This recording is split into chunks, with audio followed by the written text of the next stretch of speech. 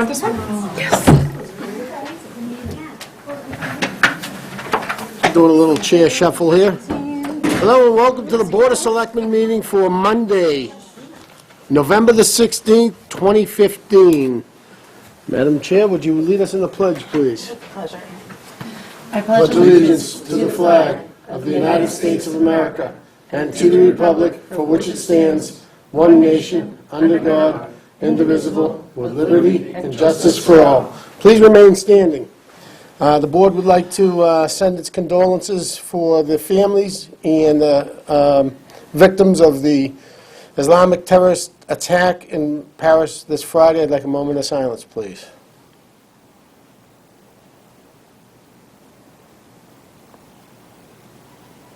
Thank you very much. All right, tonight's meeting, 6:30, organize, pledge, and read mail. 6:35, updates and requests, Littleton Country Gardeners. We have Kimball Village on the Common. Ansel and Perkins is representing the Kimballs. Air Road, Willow Road, and Bruce Street intersection. 7:05, we have public input and members' input. 7:05, town appointments. We have Bicycle and Pedestrian Advisory Committee, Council on Aging, Cultural Council, Historical Commission, Zoning Board of Appeals. 7:30, we have a continued public hearing on the K property. 8 o'clock, Town Administrator, Assistant Town Administrator, Library Trustees Established Gift Fund, Agricultural Working Group update, Financial Policies Working Group, Staffing Vacancy Review Policy Amendment, introduce it, Staffing Vacancy Reviews for the Police and Fire Executive Assistants, recap of November 2nd Special Town Meeting, recap of the fiscal year 27 budget review with Finance Committee and departments. In other business, School Department conflict of interest determination at 8:30, and minutes approval. Mr. Bergman, mail. Mr. Chairman, just a few items. First, we have a opinion letter from Town Council that had been requested by the board some weeks ago, outlining what legal options the town could take to acquire the Cooper Farm property.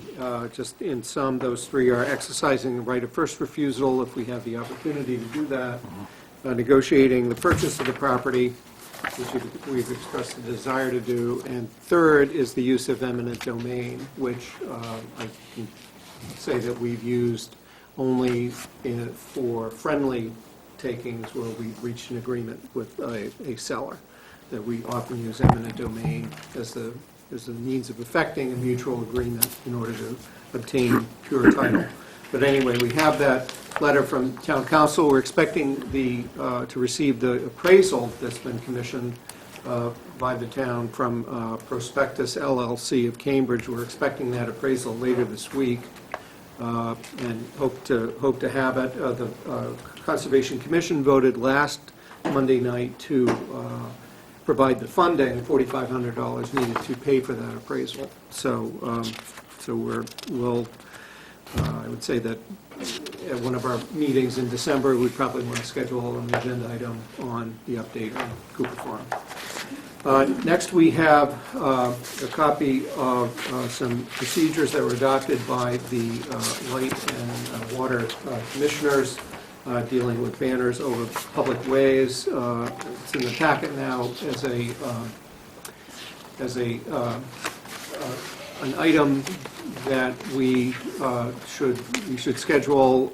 One of the board's goals is to review your own regulations, and one of the ones that's on the radar screen is the sign bylaw, which includes banners. Also, since the board expressed a desire at our meeting on Saturday to schedule a joint meeting with the Light and Water Commissioners, and we're assembling a list of topics that we ought to discuss with them when we meet early in the next year, that this policy can be on that. Absolutely. Next, we have an invitation from the Friends of the Council on Aging, an invitation to the annual Veterans Luncheon, which will this year will be held at Neshoba Valley Tech High School this Wednesday, November 18th at noon. And we have a letter of resignation from Economic Development Committee member Scott Lewis that was in the packet, and actually we just got word of the resignation of Megan Rank from the Littleton Common Committee as well, so we thank both of them for their service. Any other committees going, members going to the Veterans Luncheon? I am. You are? I am. Are you? I tried to clear my calendar today, and I cannot. Okay. Thank you for going. Absolutely, Appreciate it. with pleasure. Okay, so moving on. Littleton Country Gardeners, we all know how they work so hard in the town, and Mr. Knox had asked that we have the Littleton Country Gardeners come in and kind of give a briefing as to who they are and what they really do. We, as a board, know, but we want to make sure that the public understand how much effort and what great work they do. So, Mr. Knox?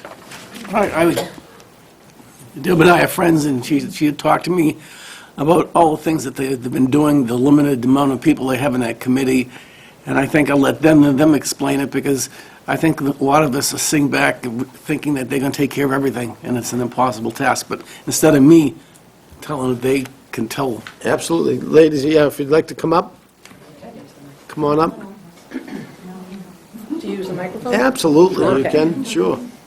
Do I have to stand here, or can I sit there? Or You can do whatever you want. All right, then I'll sit there, because I'll block that. Yeah. Okay. My name is Deb Rossen. Can everybody hear me? Yeah. Can everybody- Okay. I'm the current president of the Littleton Country Gardeners. And the Country Gardeners has been around for 56 years now. And we are really proud of our mission to help beautify the town, and passionate about it, too. But we are also a club that people assume will take care of many of the gardens in town that actually belong to the town. We have 13 sites. We're proud to take care of those 13 sites. But this building, for example, the Common, for example, and the schools are in desperate need of extra help. We, as a garden club, have helped them renovate their gardens, but then people assume that we will maintain them after they're renovated. We just don't have the manpower. I just interrupt you real quick with Deb. I think if you can hold the microphone just a little further away, the guys upstairs are probably going, it's probably nice and loud for them. Okay, thank you. Yeah, just, it picks up pretty well, so Great. you don't have to have it right All up right. against your face. Thanks. Thank you. So these pictures, which we'll start to show, will give you an idea of some of the beds near the senior cafe and near the COA, Parks and Rec, and School District offices. So virtually all the gardens that are around this building that we're in today, including the library. And a funny side story about the library, I met with Sam recently, and he happened to ask me, is it the garden club that takes care of our gardens? And I said, it's so interesting you say that, because I'm about to meet with the selectmen to let them know that someone needs to take it on and take care of it. We have beautified the gardens, both at the library and at the entrance to the selectmen office over here, to the town offices over here. But again, we don't have the manpower to continue to keep them up. And these are perfect examples of what we're talking about at the schools, at this building, and on the Common. There are a couple of gardens on the Common that we do take care of. Here's the memorials. We beautified that garden, and then, again, don't have the time to take care and the manpower to take care of it. So one of the things we'd like to see happen, if you're looking for some ideas for solutions, is I think as most, if not all, of the members of the garden club are homeowners here in Littleton. So we pay our taxes too, of course. And I think it's time, and we think it's time, that a gardener is hired for the season to take care of the Common. I do know that, and the schools, and this building. I do know that a subcommittee is looking at improving the Common, and this can fall hand in hand with that. But it's important that our Common, like many of the towns around here, get annuals, get beautified, get mulch, have their weeds taken care of periodically, and all of that. We don't have the manpower or the finances to be able to do that. And we're so proud of this town, we don't want to see these gardens go to waste. So that's our biggest reason for being here tonight. Sure, I mean, I can tell you, I've seen your work, you guys do fantastic work. I want to say maybe 3 months ago, I think it was, I had asked for a listing of town property where I had some landscapers come to me and ask, hey, if we take care of some gardens, would you let us put a sign up? The one at the end of the new estate, I'm sorry? Well, We there was have- an intersection at the end of the new estate, and I believe it's Stevie's Landscaping. That's right. Takes care of that. We actually helped, exactly, we actually helped put that Adopt-A-Site program together. Okay. We haven't had enough landscapers to take on those 3 locations that I keep mentioning, the Common, this building, and the 4 schools. I think it's a matter of getting it out there. Right. You know, it's more of a advertising / publicizing that, hey, yes, the town would be willing to do that and to work with the country gardeners for your expertise and your direction as to what you want to see in there. So, go ahead. Just give us your name. I'm So- Maria Davis, I'm a Littleton Country Gardener and Treasurer. Can I just say that I think there's enough signs around town? Okay? I've seen enough signs, you know, every sports team puts their signs up, this one puts their signs up. I'm a little tired of seeing signs. I see so many signs that I can't see beyond the signs. Okay? So I really think our town needs to hire 1 or 2 gardeners to come in during the season to take care of this, because you're relying on a group of people that their age is averaged out of retirement. We can't keep this up. It's just too much. Everyone did so much for the 300, and since then, it's gone downhill. And we're trying our best, but we can't do it. We can Okay. come in, we can replace, we can refurbish, but then the upkeep needs to be there. Plants are dying because there's no water to them. There's several plants on the common that we replaced 3 years ago, but they're now dying because we had a dry summer. We just can't do it. Okay. All right. Members, any other comments? I mean, maybe 2 things. First, I agree with Chairman Carr. Great work. You guys do amazing work. The only other thing I just wonder about, and I think you probably just answered it, but I'd still throw it out there, is it worth drumming up, increasing the volunteers? Does that help the problem at all? Like maybe a kind of a... We'd like to work on consistency. And the problem with volunteers or the tax credit work-off is you're not going to get the consistent help. If we hired someone, and I'm going to use Chuck for a moment here, I hope you don't mind. One of the things that Sam mentioned to me, flat out, he's like, Deb, do you know Chuck DeCoste? I said, yeah, my son and his son were in sports together. Well, Chuck DeCoste and Steve Gentili are very close friends. And Steve Gentili happened to mention to Chuck as selectman, hey, the library gardens don't look good. Right. True? Okay. Yeah, Steve we Gentili's son, from what I understand, is looking to get into the landscaping business and has started doing summer landscaping. Why not hire someone like that who wouldn't be top dollar because he wants to get his foot in the door, and he would, be committed to it during the season that he's off from college, as an example. That's a great I idea. mean, we're going through the budget process right now, and we met on Saturday to start that process. It's a very large process. Obviously, it would fall under the direction of the highway superintendent, and the parks people to take care of this stuff. So it's something we can talk about. And my heart goes out to Jim, because I know full well that the highway department is very busy. But I also know from talking to people who've lived here much longer than my 18 years, there have been people in the past who've taken it on as their love, and then those people pass away or what, and then the consistency goes away again. This is a way of keeping the consistency so that these gardens are taken care of. Our town is very proud of the fact that our schools are highly ranked. Well, the schools should show they're highly ranked, too. The curb appeal is a big deal, not just in residences, but at schools and out the town offices. And we should show off what we have. And this is a way of doing it. Okay. Anything else, members? I'd like to say something as someone that works at... Could you just state your name and where you live, please? I'm sorry. I've been working at the high school for 2.5 years now, and it all came about, 3 of us had talked to the General Assembly at the high school about the therapeutic properties of gardening. And at the end, Susan was president at the time, Susan Cummings, she gave out seeds to all the kids, and they were very excited. So Dr. Harrington, the principal, approached us and asked us for help, because he doesn't have the maintenance to do it. And come to find out, what I've been told from numerous people is, when they built the school in 2001, they thought they were going to have 6 maintenance at the high school. They put in the irrigation system at the high school, but they can't afford the irrigation system. They ended up with 2 maintenance people, and they can't do the work, the gardening. So we went in there, and we spent a lot of time eradicating bittersweet. For the most part, it was horrendous. That's what was taking over all the container gardens. Okay, we spent, I don't know how many hours, there were probably about 8 of us that did it. We did it over like 2 days. And then the plants that were put there, we took from Mannion Place, which used to be one of our sites and was no longer our site.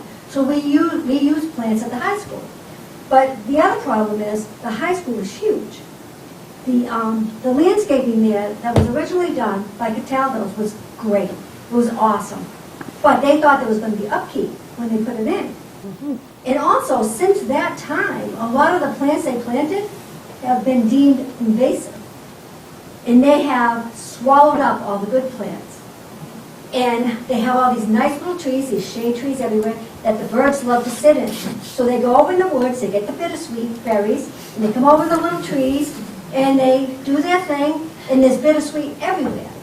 And as far as getting more volunteers, we've been doing community service with the kids at the high school. Well, you know how busy the teenagers are. But over the summer, there were 7 kids that volunteered. And there were a couple boys, and they were phenomenal, right? They really put all their heart and soul into cleaning out these 2 areas in front of the bus area. It was overtaken by bittersweet. I can tell you that between the 7 kids that worked the summer, myself and some other garden club members, we spent at least 80 hours just getting rid of all that bittersweet. Just the bittersweet. Not to interrupt, but virtually, that's the first time there's been any major gardening at the high school since it was put in 2000. Well, the humanitarian club does do gardening there. But, you know, they meet once a week, and they have, you know, maybe an hour. And then during school vacations, the teacher used to have the kids come. But think about that, over the course of, since 2001, that's not enough, because it's huge. And as far as getting 7 kids, that was a lot of kids. I don't usually get that many kids. I advertise, maybe there's 1, maybe there's 2 kids, and they're weeding or whatever. This was exceptional that these kids plowed through all of that. It was incredible. But that's only a tip of the iceberg. There's like burning bushes there. There's about 24 of them. Those are invasive. We had 26 dead shrubs on the property that we couldn't get anyone to take out. So one of the volunteers dug them out. And then the maintenance guy took them away. But that was the mess you saw at the high school, was all those dead shrubs. And there's all these other invasive plants there too. And the thing is, we can volunteer, we can get the kids to help, but sometimes you need equipment. Yes. We have these trees that are invasive, like you know, the autumn olive or the Russian olive is also invasive. And those things get big, and you can't just dig them out. They have to be cut with a chainsaw or pulled out with a bulldozer. So that's what we face. So that's why it's so tough at the school. You know, it's just that I'm using the high school as an example because it's huge. And the landscaping was, initially was gorgeous.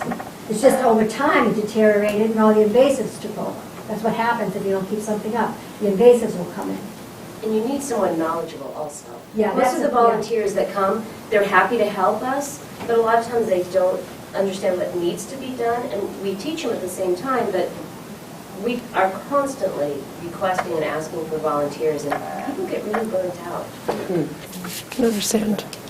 So again, we're looking for the consistency. And Sandra's a perfect case in point of a member who has championed one site and has gone after that site. But again, the first time it's been touched, except for a little, by the Humanitarian Club since 2001.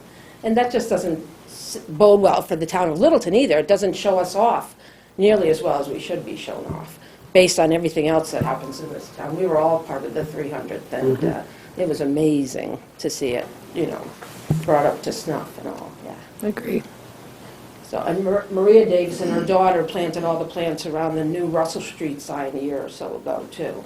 And again, no one's maintained it. So we were happy to be a part of the process to get the garden put in place, and we've renovated several gardens, like I said, but then to upkeep them and to allow them to go to shrubs and to invasives and all of that. It's you know. It's an effort in futility, you know. Yeah. We've also had plants die here at Town Hall. We spent a couple of grand coming in and renovating Town Hall, and then within a year, we've got a couple plants dying because they're not getting watered, weeds taking over, and it's expected that we're supposed to come back and take care of it. And we've renovated, we've made it better. It's not our job to come back and take care of it. To the point where Bill Cole, your maintenance guy, has come up to our members at various times and said, when are you going to weed that? Not our job. Yeah, Gotcha. sorry. I appreciate the summary and the information. I think, Jim, you have, what, 3 positions over the summer you hire? For- Yeah, two summer kids, yeah. I mean, it's something we can look at during the deliberations for the budget, you know. I appreciate that. As you know, the budget process every year is a long, arduous process. We want to make sure the town comes in with a balanced budget. Absolutely. And there's a lot of strings being pulled for that money, so Right. we'll definitely, So should someone from the garden club be a part of that process when the time comes? Are you working on that now, or is it a, Well, the preliminary meetings, we had an all-day event on Saturday to start the process. okay, So and now that this has come up and brought to our attention, we can see what we can do as far as part-time help. that would be great. No promises. Thank you. All right. You had a question again? What I wanted to add was, if the part-time help are knowledgeable in gardening, because we don't expect everybody to be knowledgeable in gardening, I mean, a lot of landscapers don't know perennials, per se. There's no reason why we couldn't help them in a particular area to say what's planted there, what's invasive, what needs to stay, and what needs to go, so we don't end up with things being taken out that don't need to be taken out. Sure. Right. Sure. I can tell you, and I'm not giving up on the landscaping, adopting either, because there are nice signs, and I've seen them in other towns, and I've seen them in other cities also around the Commonwealth that have done very respectfully. Well, as a matter Not- of fact, The one at the Rotary, the one at the Rotary in Air, Littleton Recycling, I Yeah. saw that. that's a Disposal. nice Right. small. So, It's the big signs that are the yeah, temporary ones. yeah, I mean, that's something that we would have to work on, but to have that ability, maybe a combination of both. In helping out with this adoption sign was to, once we had, several sites in place, we were Yep. going to make exact signs for each place. Sure. So they all look the same, just with a different name. There's no reason why we So can't, that's there's no coming. reason why we can't do that. Right. Again, yes, ma'am. Hi, Sue Cummings. We've sent twice now letters to every single landscaper in within 30 miles of Littleton. Okay. And we came up with 2 sites. One, a couple others promised and then they fell through. Okay. So So we've gone that route already. feel free to pass the word, though. Other people. Oh, I will. So it's not always just, the landscapers have a ton of work. And if they get paid to do it, they'll do it. And so typically the way this works in other communities is XYZ organization will sponsor a site and they'll pay ABC landscaper. So you're not going to get the landscapers necessarily, because they don't have enough time. Excellent way. They don't have the resources. Right. So it's just a different way of peeling the onion. So Good who to would know. We'll work initiate that that, way. though? Who would initiate that, though, the town? That's a great question. I So did know. you just volunteer?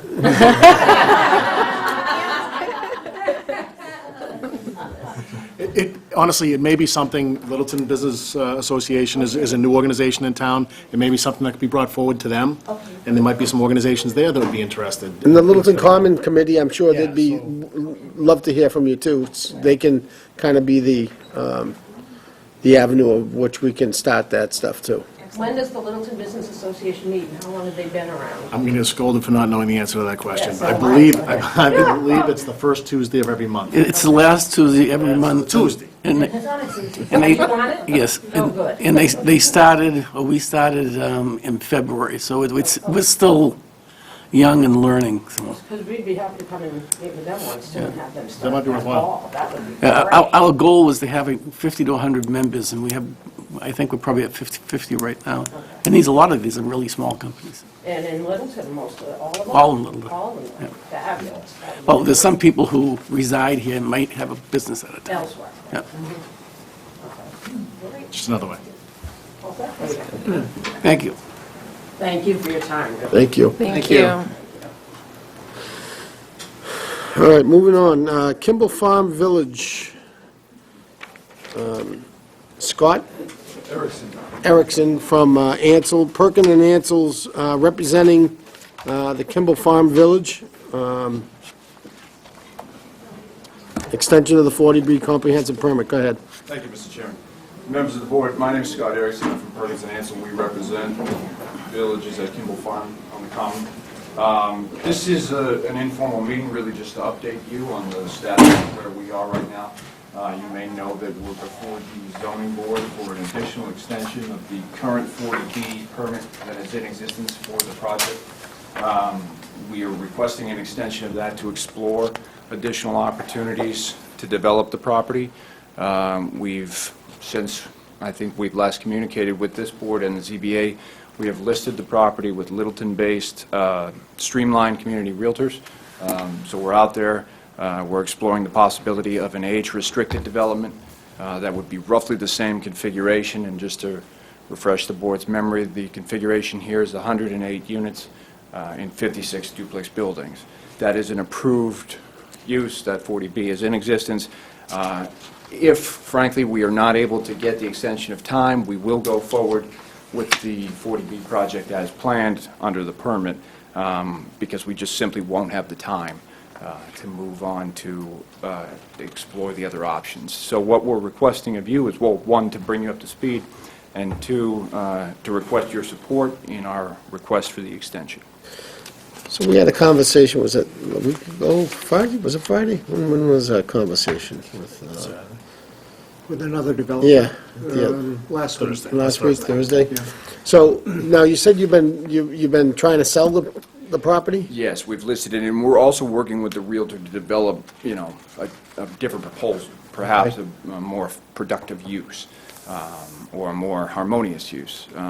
Not that we think that there's a problem with the current use, but we think there may be a better use, and we just want to make sure we do our diligence. Well, we did have a developer come in and talk to us briefly about, and ask, literally, is there any other property for sale in town that has been approved for 40B? And this property came up. Yeah, and I had talked with one of the companies that had toured, one of the folks that had toured this property with Mr. Kimball recently. Okay. And was looking for some feedback on what the town's perspective was on it, and I indicated that the Selectmen would be voting tonight, or had an agenda item tonight, and the Zoning Board of Appeals has a meeting on Thursday about whether or not to extend the permit, so. And time is of the essence for us, because the current extension runs through January, and as right now, we're facing the holidays, next week, and then from there on, it's not a lot of time for us to do anything, even explore something like that if we were put in touch, so. Mr. Knox, you had a question? Yeah, I have a couple of questions, Scott. I was at the presentation that Mr. Ansel made to the planning board. He brought a whole diagram. The diagram I saw had nothing to do with the 40B. It had to do with something else. I asked the question, and I was hoping the answer would come tonight, too. They purchased land next to that, which is the Fletcher's property. And I want, my initial feeling after leaving that meeting was that, and I've expressed it to some people on the board, I think that I was in favor of pushing off one whole year, Right. so the town can get a better plan. But I'm confused with what you're proposing, because I don't think you brought anything like he had to show us. No, you're right, Mr. Knox, and the problem is, I don't think that materialized. You're right, they had been discussing this with Mr. Fletcher, Mr. Moran. I mean, there had been a number of discussions throughout the summer. The last ZBA hearing was in June. We were extended through 6 months from July, actually, into January. And since then, we've really been, boots on the ground, trying to figure out as many different options as possible. That was one of them. I don't think that came to fruition. Well, then, do you have any idea of what the Kimballs might have planned for that large parcel of land that they bought off Fletcher's? I don't know. Would that be part of the plan that, say we were in favor of going before the zoning board of appeals and say we should extend that, and we're in favor of it? Will that be brought into the plan? No, this site is a 41-acre site, and I believe this site, it would be, the entire project. That's what we're looking at right now. Melissa, any questions? No? Chuck, any questions? Thank you very much for your consideration. All right, so, unfortunately, I wasn't at that meeting. I believe Mr. Avella was with you, too? Yes. Yeah. And I guess, I'm not opposed to it. It's been approved. It gives us a little bit more time to figure things out. It's a 40B that can help us in the long run. It'd be very disappointing to say, we support, and then you come back with some type of zoning change or anything like that. So, as Mr. Knox said, hearing about that other one, it kind of raises some No, I understand. questions. I understand, Mr. Chairman, and I don't mean to sound wishy-washy. Frankly, what we're doing is looking at all the options, and that's why, Mr. Knox, I agree. I mean, this is something that, they've explored. I know Mr. Kimball and Rob Ansel with them and the team have explored a number of different options, and it's not a matter of being non-committal. It's just finding a use that works in the time that we have. Okay. All right. Any other questions, members? I'll ask, Go ahead. is one of the proposals for the highest and best use that you guys are looking at a water park? Yeah, no, not right now. A water park is not on the table, and I don't think that's viable. That was something that was looked at a point in time. That's what we've looked at now, the numbers that we've done, everything points to residential, some form of residential. So, under the current scheme, as I said, 40B, that's what we have permitted. But what we've also looked at and what we're looking at very closely now is the age restricted, with maybe some affordable component, but, everything points to residential being the highest and best use. Okay. From an economic standpoint. And Keith, as far as the 40B extensions, Housing Court, what are their rulings on these extensions? Well, they tend to support extensions if the intent is to carry out the comprehensive permit. So if the applicant needs time to carry out the permit that has been granted for whatever extenuating circumstances, then the Housing Appeals Committee has traditionally supported those extensions unless there is some very strong reason not to, but it's in the applicant's favor once you get to the Housing Appeals Court. If the purpose of the extension is to do something other than the 40B permit, then I don't think that the Housing Appeals Committee would be as receptive. And the HAC comes into play if the zoning, if the ZBA says no, then they go to the HAC, right? Okay. But if the zoning board says yes and they grant the extension, then it doesn't become an issue at the Housing Appeals Committee. But, so first out is, can you get an extension of an adequate time? Right. Whether it's 6 months, a year, whatever you think you need to be able to construct a project, to construct the 40B project. And presumably, it would either be the 108 units that was approved already, or that there would be some revised application for a different 40B doing something, tweaking it somehow, but still in front of the Zoning Board of Appeals.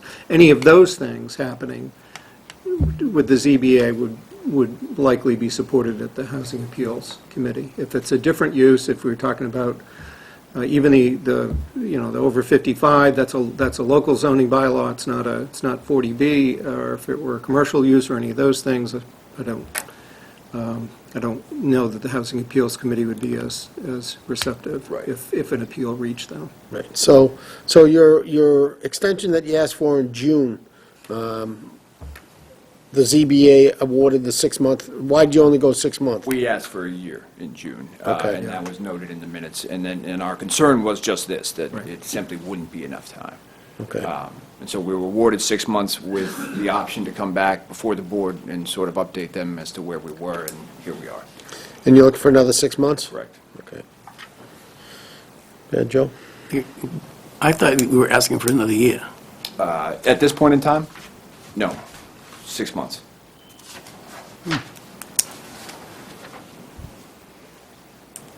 Because everyone was positive, Mr. Ansel said 6 months would be okay, but he was really looking for a year. At the planning board meeting? Yeah. I think, obviously, more time would be better for our applicant, but we understand the zoning board's concern about having this drag on for, an extended period of time. Because I have mixed feelings. I'm all for the town taking the time and you taking the time to look thoroughly into building something that'll benefit the town, benefit the owner. Right. Because you're in to make money, I understand that. I just don't want to get caught hearing too many things that are going on, because like the last thing I saw, like you said, is not going to go through. I thought I saw a go-kart track in Littleton with 3 parking lots around it. Yeah, I know that had been explored, but right now, all the economic indicators point to residential being the most economically productive use. So as far as I'm concerned, I think it'd be beneficial for the town to go and support the idea to continue it, so it's not forced that quickly. I can take the time. And that's really what we're looking for. Obviously, this permit was granted in 2006. Our client acquired the property in 2010. That was the doldrums of the residential real estate market right in our community, right, or nationally. And so obviously, since then, we've been pivoting to find the best use. The commercial uses were explored, but now that we've seen a recent resurgence in the residential market, it looks like that would be more productive. That's the truth, the whole truth, and nothing but the truth. So help me God. I haven't been sworn in, but I will stick by it. Right at it, Melissa, good job. Any other questions? Again, I think Joe has, said it eloquently, we got to do what's best for the town here, and the planning and the ZBA, this is in their realm, but I think our support is necessary too. And look for a motion. Well said. It's with trust that I move that the Board of Selectmen vote to support Kimball Farm Village on the Commons' forthcoming request to the Zoning Board of Appeals for an extension of its 40B comprehensive permit to explore development opportunities for the property. Second. Been moved and seconded. All those in favor? Aye. Opposed? Good luck Thursday. Thank you very much. All right. All right, moving on. Air Road and Willow Road, Bruce Street intersection. I see the 2 chiefs out back. Could you come up for this discussion, guys?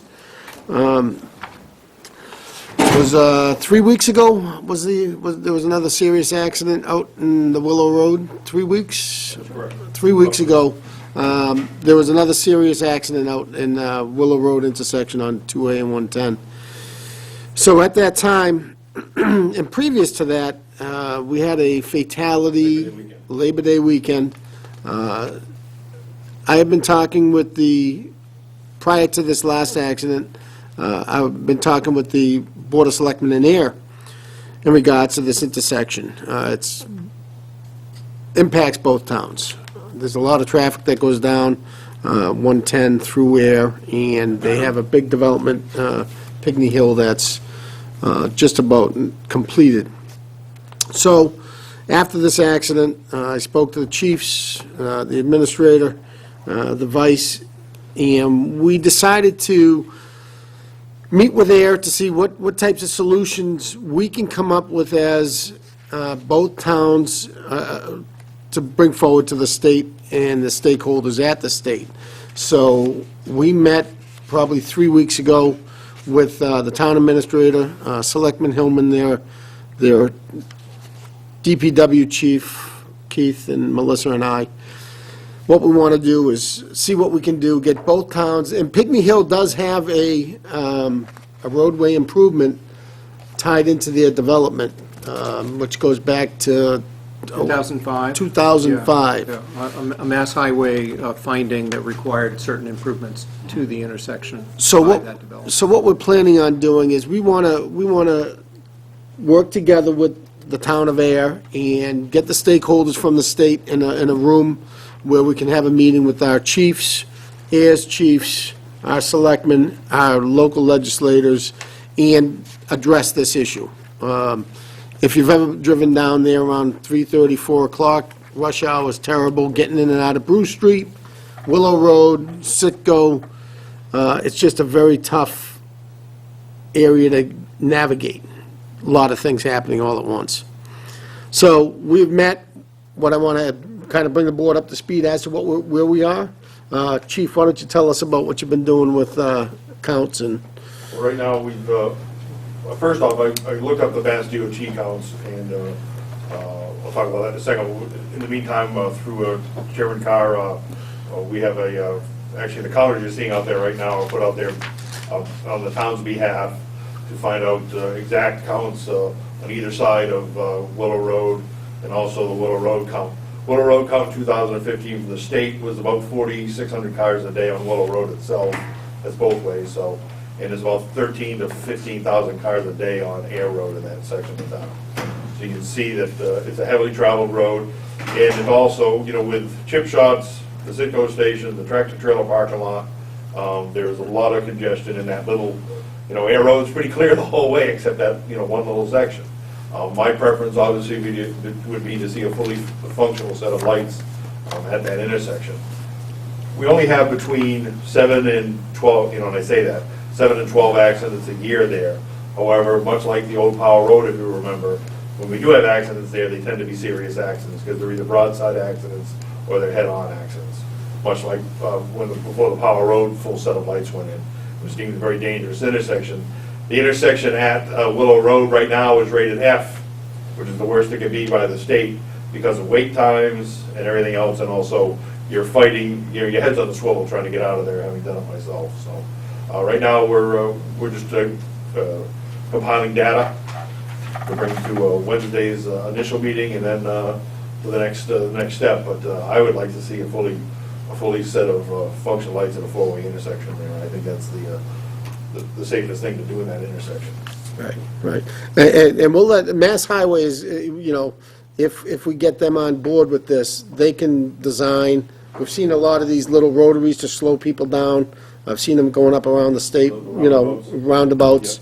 They even proposed it for 119 during the point construction, so, yes, sir, I see you have a, go ahead, Brett. One Wilderness Road, Chair of the Board of Health. I do want to let you know that we did approve a septic for a small restaurant between the service station and the campground entryway. I don't know if those plans are still there, but if you're not aware, I imagine that one only exacerbated the problem. Sure, thank you. And again, it's just a very busy intersection. Chief, I know you respond there quite a bit, too. The last one was pretty bad, so just give us a little update on that, too. In regards to the last one, at least it was a positive outcome. He is home and doing very well. But much like the chief said, yes, there's roughly a dozen crashes there a year. You know, with the safety restraints and everything nowadays, it's either a multi-car crash with no injuries, or like the chief said, they're pretty significant.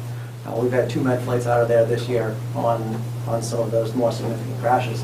And so it kind of runs the gamut. And it's not always small cars. It's all large trucks. So when it's a tractor trailer versus a car, it's definitely more significant. And that's pretty much, I believe it's been large trucks involved with everything this year. I think the majority of the crashes. All right. Board members, questions? No, I'm just happy it's being done, because I use the intersection 2, 3, 4 times a day and go through the same thing. I almost had a head-on collision with someone coming out of Willow Road, because he was looking the other way and I was looking the other way, turned around, and we were head-on, and we just missed each other by about that much, so I know how dangerous that is down there. That's probably operator error, but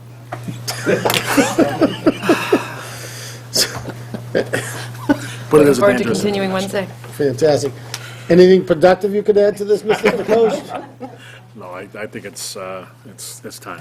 Yeah. It's- I mean, the other part that exacerbates the problem further is the sun. You know, it's an east-west route, and it's depending upon the time of day, time of year, it can be very difficult when you're coming down that hill over the train tracks. When you're coming down that hill, people get up ahead of steam. They do. And So- the economy go ahead. continues to get better, the truck traffic continues to grow out of, on Air Road itself, and also coming out of Willow Road from the section down on, into Air on Willow Road, and also on Westford Road. Yeah, it's a, More and more truck traffic out of the olive oil plants and everything else. So yeah, and you know, Devon's is booming. It's a state quasi-state agency with mass development, and they're promoting business, and they have a ton of business going on in buildings. And this road becomes a cut-through. They do ask their people out there to use Route 2, but of course, with the construction continuing going on Route 2 and 185, Yeah. if the trucks can avoid it, they do, and we're it. Yeah. We'll have hundreds of more employees, we hope, for businesses on Air Road. Sure. In the vicinity, Yeah. so. Yeah, so I mean, we need to really take a look at it. And I was asked whether or not these are going to be public meetings. These preliminary meetings are just pretty much fact-finding, gathering information, so that we can put a strategy together, and we'll let folks know when there is, or if there is going to be public meetings. Gentlemen, thank you. Jim, do you have anything to say? I know you're, okay. All right, thank you. Board members, anything else? So we're meeting again on Wednesday, and we'll report back to the board when we move forward. Thank you, boys. Thank you. All right, we went a little late here. Excuse myself, I'll be right back. Yes, sir. Public input. Do you have any public input tonight? Seeing none, member, Mr. Knox. Mr. DeCoste. I do have a couple of things. So, where to start? All right, so one of the things is when there is an accident and a sign is taken out in the accident, even if it's a fender bender, we currently use a service that is deployed and takes care of all of the insurance and replaces the sign and all that kind of stuff. Recently, last April, there was an accident with the resident's daughter, and he found out from his insurance company that his insurance company was charged $1,400 to replace a stop sign on Goldsmith. So I've done some inquiries. Jim Clad's been very helpful with me. He's been kind of brought in the loop. What I'd like to do is do a little bit more research on this, but I'd like to ask the town not to use this one particular contractor or service until we determine whether or not what they charged was fair and equitable, or if they... I have questions as to whether or not they... So you don't think a stop legitimately- sign's worth $1,400? Well, I have a tough time making that leap. I do understand that there was a service involved. They supposedly used a detail. Haven't been able to find any records of a detail. There were other signs that were put up that day. If they charged each of the insurance companies for the detail, that's insurance fraud. So I don't have all the facts, and I'm not saying that there was insurance fraud here. But rather than, at this point, I'd like to ask the town administrator and that we not use this particular organization. You have the name of it, Keith, right? So I don't want to slander it by saying it publicly, but I'd like to ask us not to use that firm. Are there any other options? There's three services in the state, right? There's three companies that offer the service. There's at least one other one, I think there's two. Okay, so, Sure. or, in the meantime, not that I want to put more burden on Jim, but, there might be, I just want to look at what the other options are Sure. and just investigate whether or not this is legitimate, because this particular resident is pretty upset that he got a phone call from his insurance guy saying that, what the hell kind of signs do you use in Littleton? They made it gold, we paid it, because you're a good customer, but $1,400. I mean, that's gonna come back and hurt a resident, Sure. because with premiums and surcharges and everything else, he's gonna get whacked. Sure. Another thing I'd like to bring up and just kind of put it out there, on Goldsmith Street, there's a huge tree in front of 15 Goldsmith Street. And I know that, I think, Jim, you've been involved in this, I know Light and Water's been involved in this. 15 Goldsmith Street, there's a tree that's, I think it needs to be removed. And I'd like to try to get those Is that wheels the in one motion. that the resident didn't want it down? Resident wants it down. Well, this is, I guess, second house. According to our plan, it's their property, their town property. He's got all the plans, he showed me all the plans, he went through the whole thing. It looks like it's on the town's property. So I'd like to, According to his okay, I'd just like to look into it and find out what the best course of action is from Sure. a safety perspective. Because if it turns out after the fact, if the tree falls in the guy's car or his house or whatever, I don't want to find out after the fact that it was on our property and we should have taken it down. I don't even know where it So I'd like is. to get that ball moving. Later in the evening, we have some conversation about the extend the Church Meadows lease. Yep. And I reached out to the town administrator to ask about the contents of the lease as to who is responsible for maintaining the sidewalks out in front of Church Meadows. Town administrator said he wasn't aware that there were sidewalks in front of the Church Meadows property. There are. Maybe it's some of the invasives that have taken it over, but there is a sidewalk there. Does that go all the way up from Donald's? It ends, well, after Toyota put new sidewalks up to, the Yep. edge of their. The driveway. Yeah. Their The residential area driveway. that's in pretty poor condition from there. It ends just about at the end of Church Meadows. I didn't know that. There was a proposal from Eric Derling that we got money appropriated from the state that never came to fruition to replace that sidewalk from Donlands all the way to Shaker Lane. And there was supposedly money appropriated but never officially. Was there ever a sidewalk there? Yeah, there's a sidewalk there now. No, I mean, from Oh, all Donald's to the way Shaker down? Lane? No. No, all It right, ends at the end of Church Meadows. Right. okay. Yeah, Cooper property. It doesn't go past Cooper. Doesn't go past it, correct. So, what you're asking is about the lease. We'll talk about that when we get to it. Yeah, so I just want to see who's That's a responsible group, for that. that's a group I was on. The last thing I just wanted to mention, in a good note, I guess, or an opportunity for volunteerism. On December 3rd, Representative Asiero is having a Toys for Tot function at the Franco-American in Westford. I believe it starts at 6 p.m. So people can come and make a donation for Toys for Tots.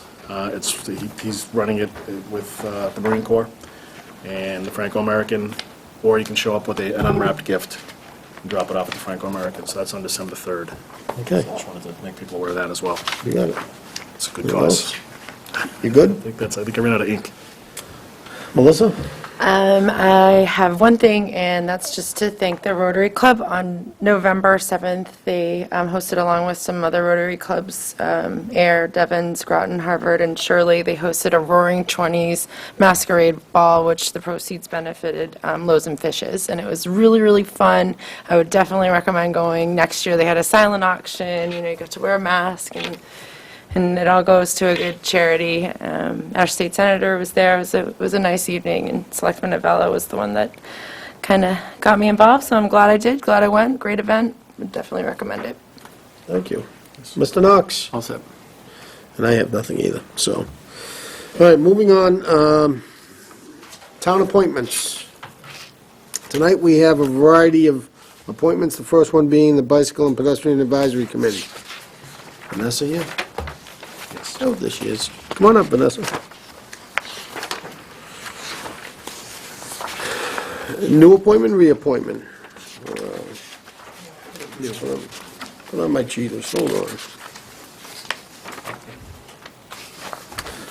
So you want to be involved in the Pedestrian Advisory Committee, Bicycle and Pedestrian Advisory. Why don't you tell us a little bit about yourself? Resident for over 15 years, live on Gilson Road. Felt like it's a good time to join. There's a lot of new construction, new things happening in town, and it seems like sidewalks and bicycles need to be planned for. So having a committee to do that is a good idea, and I thought I'd like to join. Fantastic. Board members, questions? Mr. Knox? Yep, I'm just happy we have an applicant. Absolutely, and one with project management skills, that always comes in handy, so fantastic. No, I think Ms. Strong would be a great addition. All right. Well, as Mr. Knox said, it's amazing to see the folks that come out and join these volunteer committees. It's time, it's a commitment, so we appreciate anybody that steps up, so thank you very much. Hearing no other questions, I'd look for a motion. Move that the Board of Selectmen vote to appoint Vanessa Strong to the Bicycle and Pedestrian Advisory Committee for a term expiring never, for an indefinite term. Upon your interment.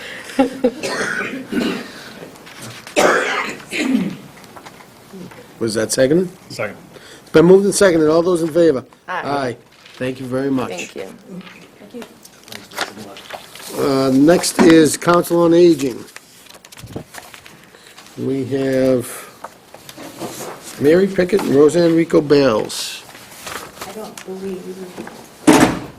Oops, wait a minute. Sorry, it wasn't Gracie here. Roseanne. Roseanne. I have it. You like to call me Roseanne. I do, That's okay. but I'll do better. I promise. Hi, Roseanne. Hi. And again, you're looking to get involved with the COA. Fantastic. Why don't you give us a little bit about yourself and your reason for stepping up to the plate? Okay, I've been a resident in town since the mid-'80s. Have always, for my entire career, worked as a nurse in long-term care. So I've always worked with older folks in a variety of different stages in their life. My kids are now just about all out of the house, and so I don't have to worry about making sure that football uniforms are clean anymore, and I can spend some time worrying about the future of myself as I get older and folks that are currently struggling to figure out how they can stay and maintain themselves in town now. It's, in my view, Littleton has changed quite a bit since I moved here in the mid-'80s, and even more so, I think, probably in the last 5 to 7 years. And we're in a very unique location, and I think we're in a very unique time, and there are lots of decisions to be made for, which direction the town wants to go in. There's a lot of competing interests, but I think there are common grounds that can be met, and I would love to be a part of that. Outstanding. Mr. Knox? Thanks for applying, and you mentioned long-term care. Having a relative that's now in long-term care, hats off to you. I think the people who dedicate their time to that role, you're like angels. I don't know how you can do it every day. When I leave, I just shake my head. I don't know how you do it. It's like spending all day with Grandma and Grandpa. A bunch of different people's grandmas. Thank you for applying. That's a... Likewise, thank you. Mr. Takos? No, just it'd be great to have someone, an advocate for Council on Aging with the experience that you have. It's fantastic. Thank you for stepping forward. Yeah, I think the COA does a fantastic job. And you guys voted on We did. these two applicants? We met with both of them just today, and so Okay. I apologize that Mary Pickett isn't here. That's okay. But the council did unanimously support both of them. Fantastic.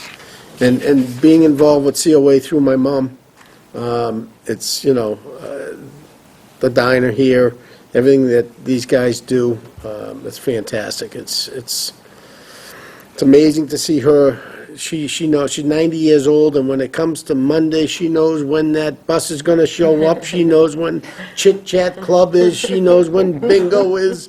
And this is her routine, and it's fantastic. So, as Joe said, you're all angels when it comes to, dealing with my mom and my kids' grandmothers and my grandson's great-grandmother. So we appreciate that. Thank you. That being said, I'd look for a motion. Now, do both these expire 2018? Yes. Okay. All right.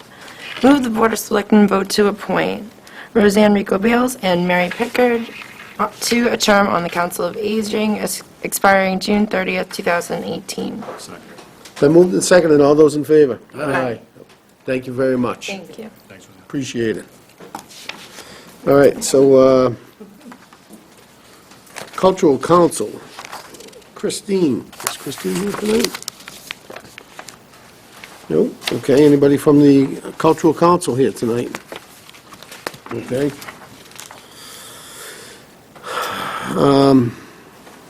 Christine Faulkner of Howard Ave. Do we have a recommendation from the cultural? We didn't receive any Nothing from the recommendations, yeah. Okay.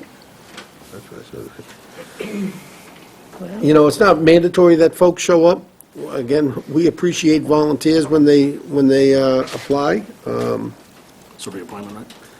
Yeah, And it's a Chris is a reappointment. and it's a Yeah, she had reappointment. not gotten the paperwork in Okay. on time before. So, I have no questions. I'd look for a motion. Move that the Board of Selectmen vote to appoint Christine Faulkner to a term on the Cultural Council expiring June 30th, 2018. Been moved and seconded. All those in favor? Aye. Opposed? All right. Thank you very much. Historical Commission, I see Andrew in there. Come on up, Andrew. How are you? Pretty good. How are you doing? All right. Looking for a reappointment? Oh, no, appointment. Oh, there's a new appointment. Historical, it's branching out. Oh, very active individual in our community, and we appreciate it. A guy that will, when called upon, will show up, whether it's conservation. What other ones you on, Andrew? Agricultural? No. Agricultural, yeah. Agricultural. You're on the working group too, right? Are you on the working group? I'm a sub-in for that. Okay. He's a what is Open that space, thing? you know what, guys, steps up to the plate. A constable. He's Oh, also yes, a town constable. constable. Yeah, so, you know, that means a lot to us, you know, and talk about having the pulse in the town, talk to Andrew. So why you want to be on the Historical Commission? I was initially approached to join the board by a couple committee members, and I've always had an interest in the town's history, so I think it'll be a very worthwhile board to join. And I see that the commission has highly recommended you for appointment in the Historical Commission. Joe, questions? I know Andrew well.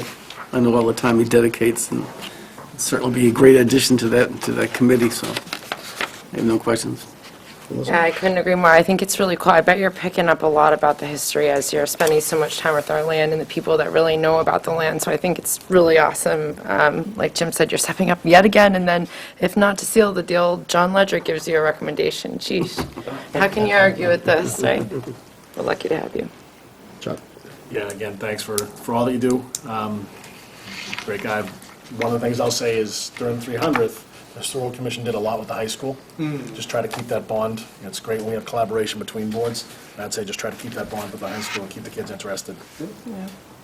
Thanks. Gotta get those burning bushes out of there, huh? Unless there's some historical value to that. You're gonna be torn. Any other comments? I'd look for a motion. Move that the Board of Selectmen vote to appoint Andrew Smarko to a term on the Historical Commission expiring June 30th, 2018. Moving and seconded, all those in favor? Aye. Thanks, Andrew. Thanks, Thank you again. Andrew. All right, Zoning Board of Appeals, we have two applicants, two full-time members that have resigned, and we have some alternates that are being stepped up. I don't see either alternate here. But that's okay, we know them both. Alan Bell and Rod Stewart are currently alternates on the ZBA and would like to be elevated to the full-time position. We actually received 3 applications. You have, Oh, I'm sorry, Roseanne. this is the third well, it's been the board's normal practice to elevate an Sure. alternate to full member, but you will have alternate vacancies on Sure. the ZBA if you follow them. Roseanne, want to come up? Seat's still warm. So you want to really, you're going to give Andrew a chase for most active citizen. Yeah. All this time. Trying to figure out what to do with myself. So you want to get on the ZBA too, huh? So- And for a lot of the reasons that I said Sure. before, you know, I truly have seen so many changes in this town, which I'm sure people that have lived here even longer than my almost 30 years would agree. And I really do think that there are ways to, there are so many competing interests, and yet there are ways to make things work if people are planning ahead and looking at end results and where the benefits lie. You know, to me, serving on the Council on Aging and the Zoning Board of Appeals, kind of, you know, there's a crossroads right there, which I would feel that I have something to offer. also not coming from any kind of, engineering background or anything like that, a fresh set of eyes. I have read all 90-something pages of the zoning bylaws. Wow, you are. I did not commit it to memory, as I know maybe some of the other members have, but, so, I do think I would have something to offer. So, as Keith pointed out, we usually elevate the alternatives up to the full-time. And did we have a vote from the ZBA on the two They alternates? did vote to Moving up? recommend that the two alternates be elevated to full member. So I would look for a motion, I'm sorry? You okay with that? Are you okay being an alternate member and kind of learning the ropes? and that She kind kind of gave me the, Oh, she did? yeah. All right, I wasn't looking up, I can't see. You want Any my other- cheaters? Not yet. Mr. Knox, any questions? Any further? No, as a former member of the zoning board of appeals, I think it's wise to move up people who have been there for a while and have someone brand new come in, and you'll be able to vote on things. There are certain ones that people have to recuse themselves, so you're part of the whole discussion, and sometimes you'll be a voting member too. So. All right. Melissa? Do we include the alternate in the motion? So, before you go, I just wanted to... Yeah, go ahead. Sure thing. I agree with Joe and wholeheartedly. I've served on in a different town. I served on the zoning board of appeals, and it's a great board to really get to know what's going on in the town. But know that it's not necessarily getting parties to work together. It's people are coming in front of the zoning board of appeals to get relief from a bylaw where they want to do something that doesn't necessarily fit the existing bylaws, so they're trying to get some relief. Right. So that's why they're looking forward, and it has to fit certain criteria in order to get it approved. So I think your intent's right on point. I just wanted to make sure there was a little clarification. Reading 90 pages, you probably glassed over after about 47, 48 pages. So. Glass of wine, help. There you go. Thanks again for stepping up. So let's elevate the two, and then we'll make the appointment. Okay.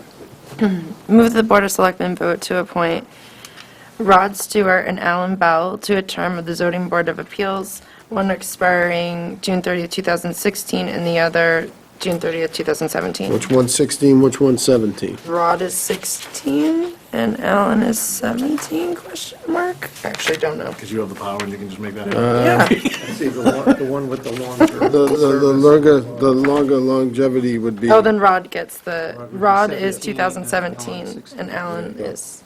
Second. Moving to second, and all those in favor? Aye. All right, so now I'd look for a motion for Roseanne. Move that the Board of Selectmen vote to appoint Roseanne Rico Bales to a term on the Zoning Board of Appeals as an alternate member. Do they have a term expiring? They both expire Only 16. Expiring June 30th, 2016. Second.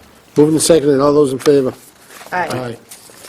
Thank you very much for stepping up. Thank you. I apologize. We had a continued public hearing at 7:30, and it is now 7:36, so I'm a little late. The public hearing is continuance for the Cape Grimes Lane RO 18-13, 43 acres. Mr. Bergman, you had a meeting with the, Mr. Avella was present along with Yes. Mr. Bergman? Yes, that's right. First off, that this is, the public hearing tonight is a little different than the one we had initially. This one was specifically on the matter of whether the Board of Selectmen would assign the right of first refusal to a nonprofit conservation organization. And in addition to that, what we're doing at the board's request, that we've had now a couple of meetings with representatives of the buyer and the seller of the property. And when I refer to buyer and seller, that refers back to the initial notice that the town had received under Chapter 61B, which was a valid notice. It complied with the statute and triggered a 120-day period within which the town could either exercise its right of first refusal or assign it to a qualified nonprofit organization. That deadline, by the way, is December 29th, 2015, when it expires. Because we had heard from the proposed buyer, the developer of the K property, of his willingness, and Mr. Guthrie's here tonight, his willingness to talk to us about what his plans are for the property and to see if there are any ways that the town and he could come to an agreement or come to some understanding about how to proceed. We had a couple of meetings, and at the most recent one, which was attended by Selectmen Avella and Town Council Von Harrington and myself, and tonight we have, is Tom in Bermuda, Chris? He has a conflict tonight. So Okay, so, I'm pinch hitting to. okay, very good. Chris Heap from Town Council Miaris in Harrington is here tonight. And as is Mr. Guthrie, and we have Attorney Hawkins, who here is representing the seller. So, and have appreciated that their participation in the meetings as well. I would invite at some point Mr. Guthrie to explain what Sure. his proposal is. In essence, though, the idea was for us to see what, well, there's been plenty of interest in Mr. Guthrie donating the whole property, which he acknowledges the requests and can speak for himself on that, but short of that, we were looking for whether a portion of the property could be donated or set aside for conservation purposes, and Mr. Guthrie has put together a proposal, which, rather than steal your thunder, I'd be glad to have you describe it to the board. Do you have the plan? I do. I'll put it up on the screen.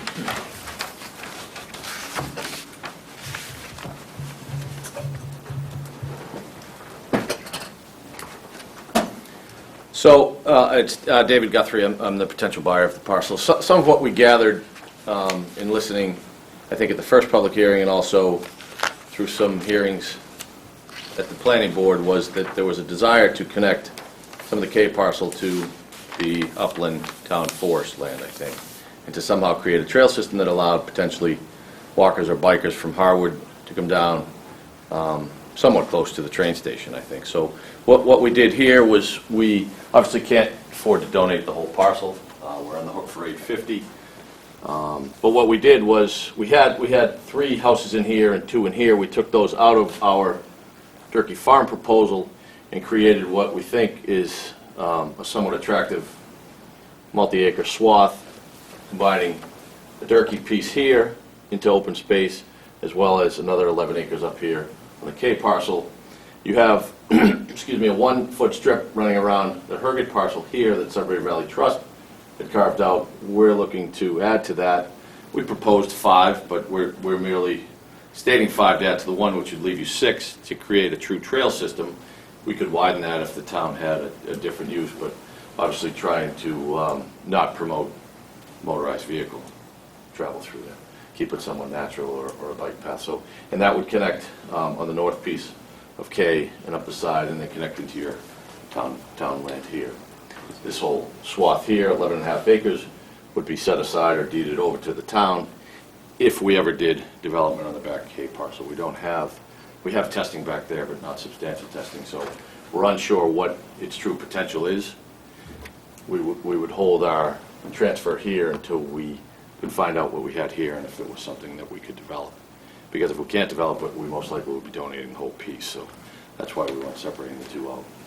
Combining that with our newly created open space piece down here through Durkee would give you sort of a protective view shed from Foster, and also some potential for connecting your town land down either through our roads and out onto Foster, or through our subdivision and out here to your train station.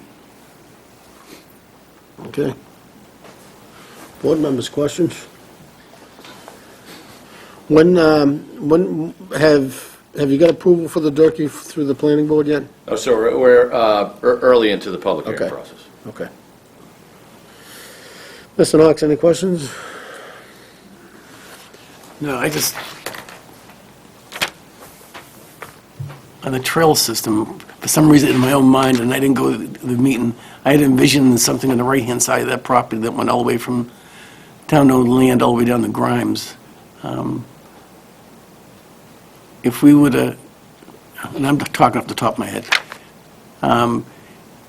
that trail system would have to cross substantial wetlands, wouldn't it? Correct. So, I mean, just looking at that, if we talk about a bike system, then we'd have to come up with a way of getting people across the swamp to get to that train station. So not knowing, can you kind of point out, Joe, where you're talking? The 11 acres that you... Well, I'm talking about, if I'm right up in here, across this wetlands there, and I don't know how you get a trail over here without having a substantial bridge Okay. being built or something. So you thought the northern or the east? In my mind, I just thought maybe a trail system that started here, came all the way down and out that way. Higher ground, Joe? That's what I believe it is. You've Not walked it. necessarily. We have some testing in here and down here, and I think you have I think you have wetland everywhere out here, to be honest with you. I think this is what shows up on the town map here. We left substantial high and dry on either case if your trail system were to come down through here and you needed a replication area, or if you wanted to cross through here and needed some sort of replication area. But I think you're going to find it's wet in here, it's wet up here. I think you're going to find substantial wetland no matter where you go. If the goal is strictly a trail system, then that's an easy trail system. But if your goal, which I thought I had heard, was to gain some open space and also maybe to protect the view shed from Foster, that's why we moved it over to the northeast corner.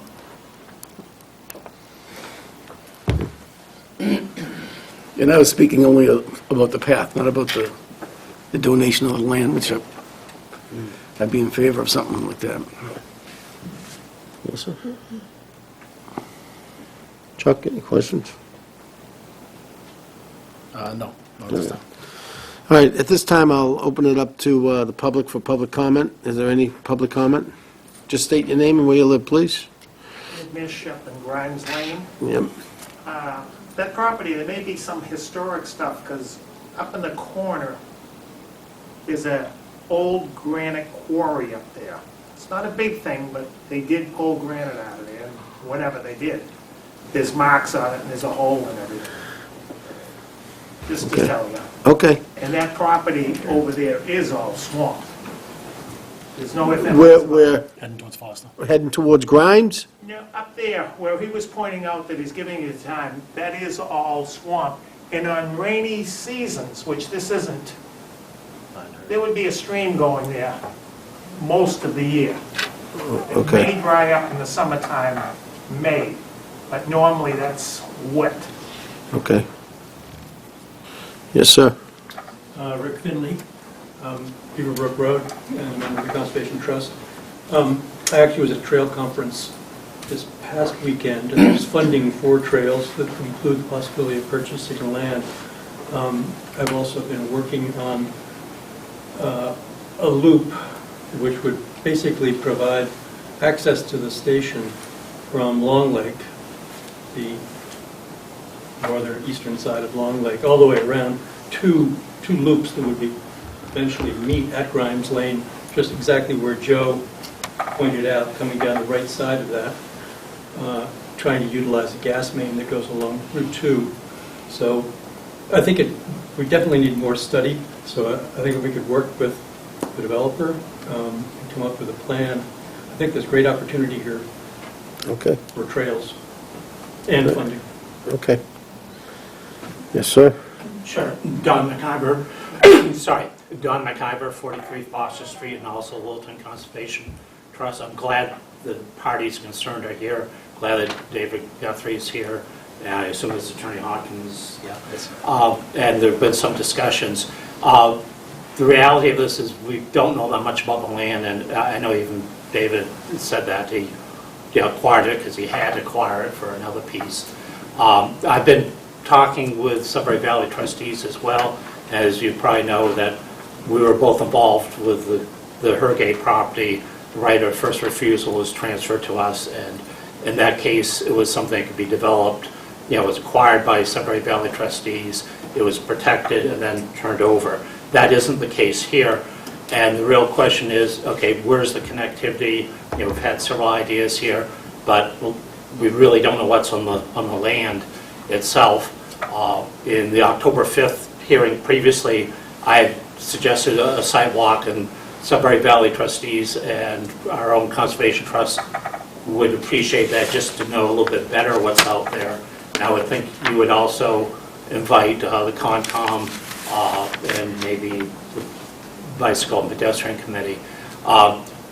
If you were to transfer the right of first refusal, the appropriate conservation groups, qualified conservation groups, with the two previously mentioned, Littleton Conservation Trust, but we have no resources for this, the Sudbury Valley Trustee, and possibly New England Forestry Foundation. They may actually give some advice. I don't think they would require it. My take is keep your options open.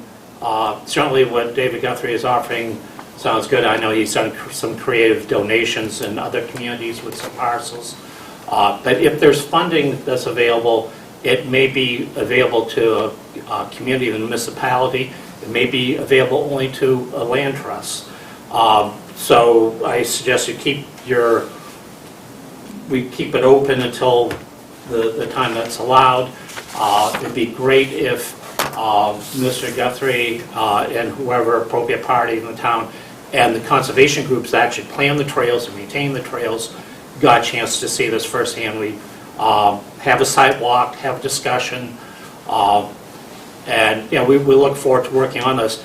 I would hope that on the farther northern tier, under the Hergay land where it goes from west to east and touches the town forest, there'd be some sort of connectivity or corridor put there as a buffer, and also to improve upon what is there now for Sudbury Valley Trustees. And also north-south, it seems if there could be a trail, that would be good too. I think what Joe Knox had mentioned from Town Forest down to Grimes Lane, essentially the exterior part to have that as a corridor. It helps in a lot of ways for people, for wildlife. There are benefits all around. We've heard people on October 5th from the west, north, and east of this thing. They were hoping it'd be sort of a buffer there. It would even be a benefit to Mr. Guthrie as a developer. I think it would improve the value of the houses. So once again, in summary, keep our options open. We have to December 28th, and we're trying to figure out what sort of funding might be available. Involve the qualified nonprofits, conservation nonprofits, conservation trusts, Littleton Conservation Trust, Sudbury Valley Trustees, and we would probably bring in New England Forestry Foundation that have expertise in forestry. And also have a site walk, because we really don't know what's out there. I mean, you really have to see the land to understand it better. So I look forward to working together with everyone. I think this is good that we're coming together to see what works for the community. Thank you. Any other comments? All right, seeing none. I have a question. Oh, sure, go ahead. If I could ask you, how many holes have you put in the land out there for testing? Do you know? The K parcel? Yeah, in the K parcel. Yeah, 15 to 20 maybe. That many? Yeah. Now, are they all on what I call the right-hand side? No, portion of the 11.5 acres we tested that we speak of under the donation clause, that northwest piece right up in here was all sandy gravel. I heard somebody say this whole area is a swamp today. We didn't find that to be the case. I think there is definitely a delineated wetland up here, but up in here we had testing, I want to say, it was heavily wooded. We didn't go too deep in as to not destroy it, but we poked in here and saw a trend and then kind of backed out again. And then we tested in here, and we came in over here and maybe up in this way here. What kind of soil on that side? It varied. Here was hard up in here, and we had some, I want to say it was wet down in here. It was decent here, and it was sandy up in here.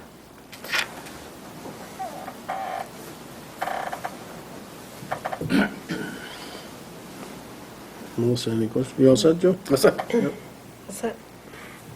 Chuck?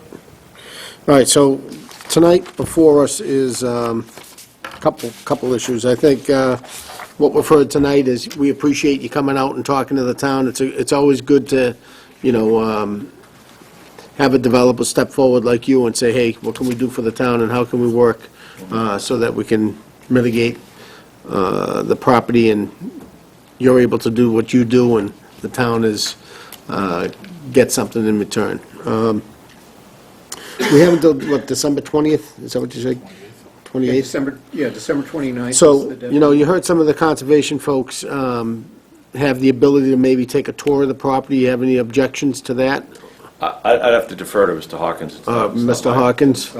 I can confirm with my client, but I don't think they would have any objections. Okay. So if we could get a coordinated effort between Conservation Trust, the Conservation Committee, and set a date, and we'll get you on the next agenda to kind of continue this hearing, so they can go out and take a peek at trails, see where things are at. There was a little rain recently, maybe there's something flowing, who knows? Little puddles here and there. And let's get it on the next agenda, Keith, so we can Yep, continue this hearing. December 7th. And hopefully, by that time, within the next week or so, we can get a better understanding what the property really is, and if any, value to the town. And we'll get you on the 7th, and we can make some determinations at that time, at that meeting, at that hearing.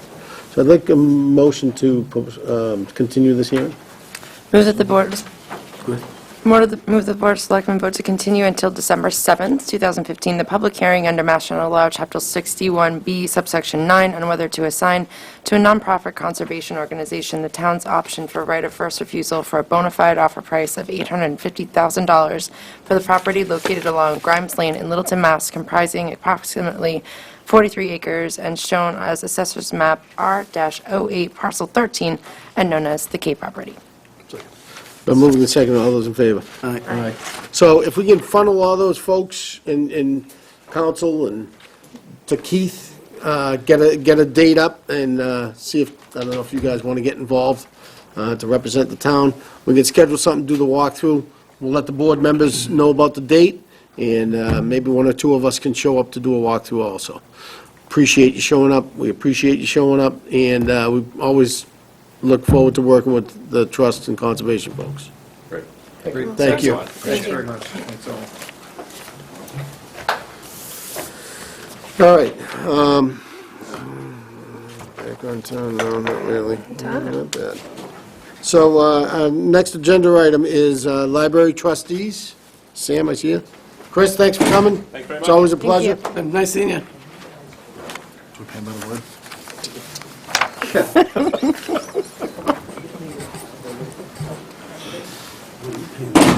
Hey, Sam. Hi. How are you tonight? Good, how are you? Thanks. All right. So you're looking for a donation, or you're looking to accept a donation? So, at the last Friends of the Library meeting, they voted to agree to create 2 accounts with the town. One account would be for $8,000 to pay for things like museum passes for the library, and the second account would be for $2,000 to cover programming supplies. So the trustees would like to ask for permission to create 2 gift accounts with the town, which would be replenished, continually replenished by the Friends for an ongoing basis. And basically, it would just help us to keep track of what we're paying for museum passes when we make our reports to the state. And also it would help with getting the money quicker. Sure. So we don't have to track down the Friends every time we need something. So, yeah. Makes sense. Bonnie, any issues? Yeah, it's an appreciated gesture. Okay. Board members, questions? Joe? No questions here. Melissa? Sorry, just super quickly, so they give you this money every year, and then you guys get to use that, it's just kind of more of an accounting thing, basically? Correct. And what, that's fantastic, and the museum passes are for who? I'm so sorry, this is for Yes. anybody that wants them, and like, the So- customers, basically? So you can come to the Over library. a library card. and- I know. And request a museum pass, and the museum passes are to museums and the zoo and the parks. And people go through you guys to get that? Yeah, you I didn't basically even get know a we had that discount, service. or I you guess can I get gotta it for visit free. you guys.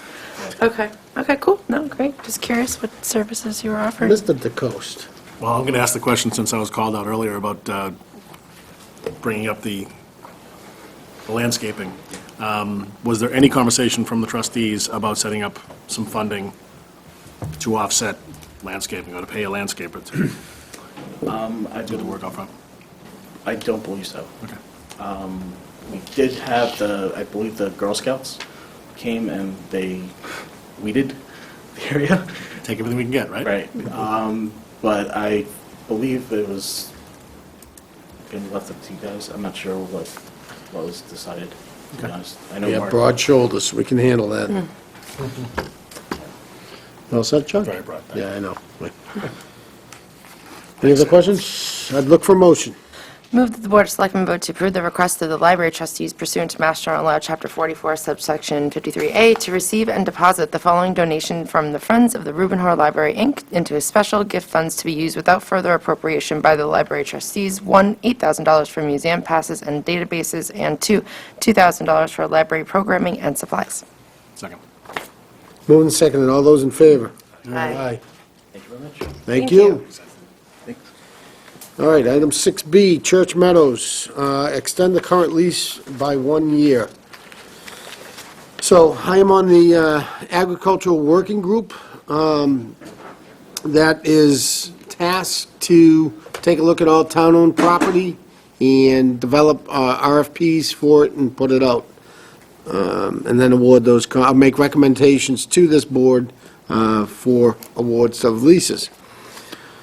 So we met right before town meeting, after the growing season. It's very difficult to get farmers in one room during the summer and during growing season. So we had to wait until the crops have come in and things have slowed down, although we can't meet until after 8 o'clock because the cows have to be milked prior to the meeting, so it's always an 8:30 meeting. During that, we talked about extending the orchard lease and Church Meadows. The group agreed to recommend to this board to extend both, gives us the opportunity to work on the RFPs, get the document out, and get the leases awarded and go through the award process. So that's where we sit. Any questions? Mr. Knox? No, I went to that meeting. From what I understood from your committee, it seemed like the wise thing to do is to continue a one-year lease so we can, so your group can come up with the RFPs for that land and other parcels. Got it. Melissa?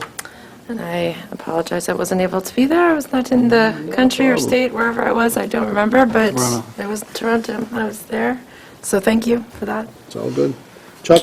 I just want to bring up the question about the sidewalks again. Sidewalks were never included in the lease and probably will not be included in the extension.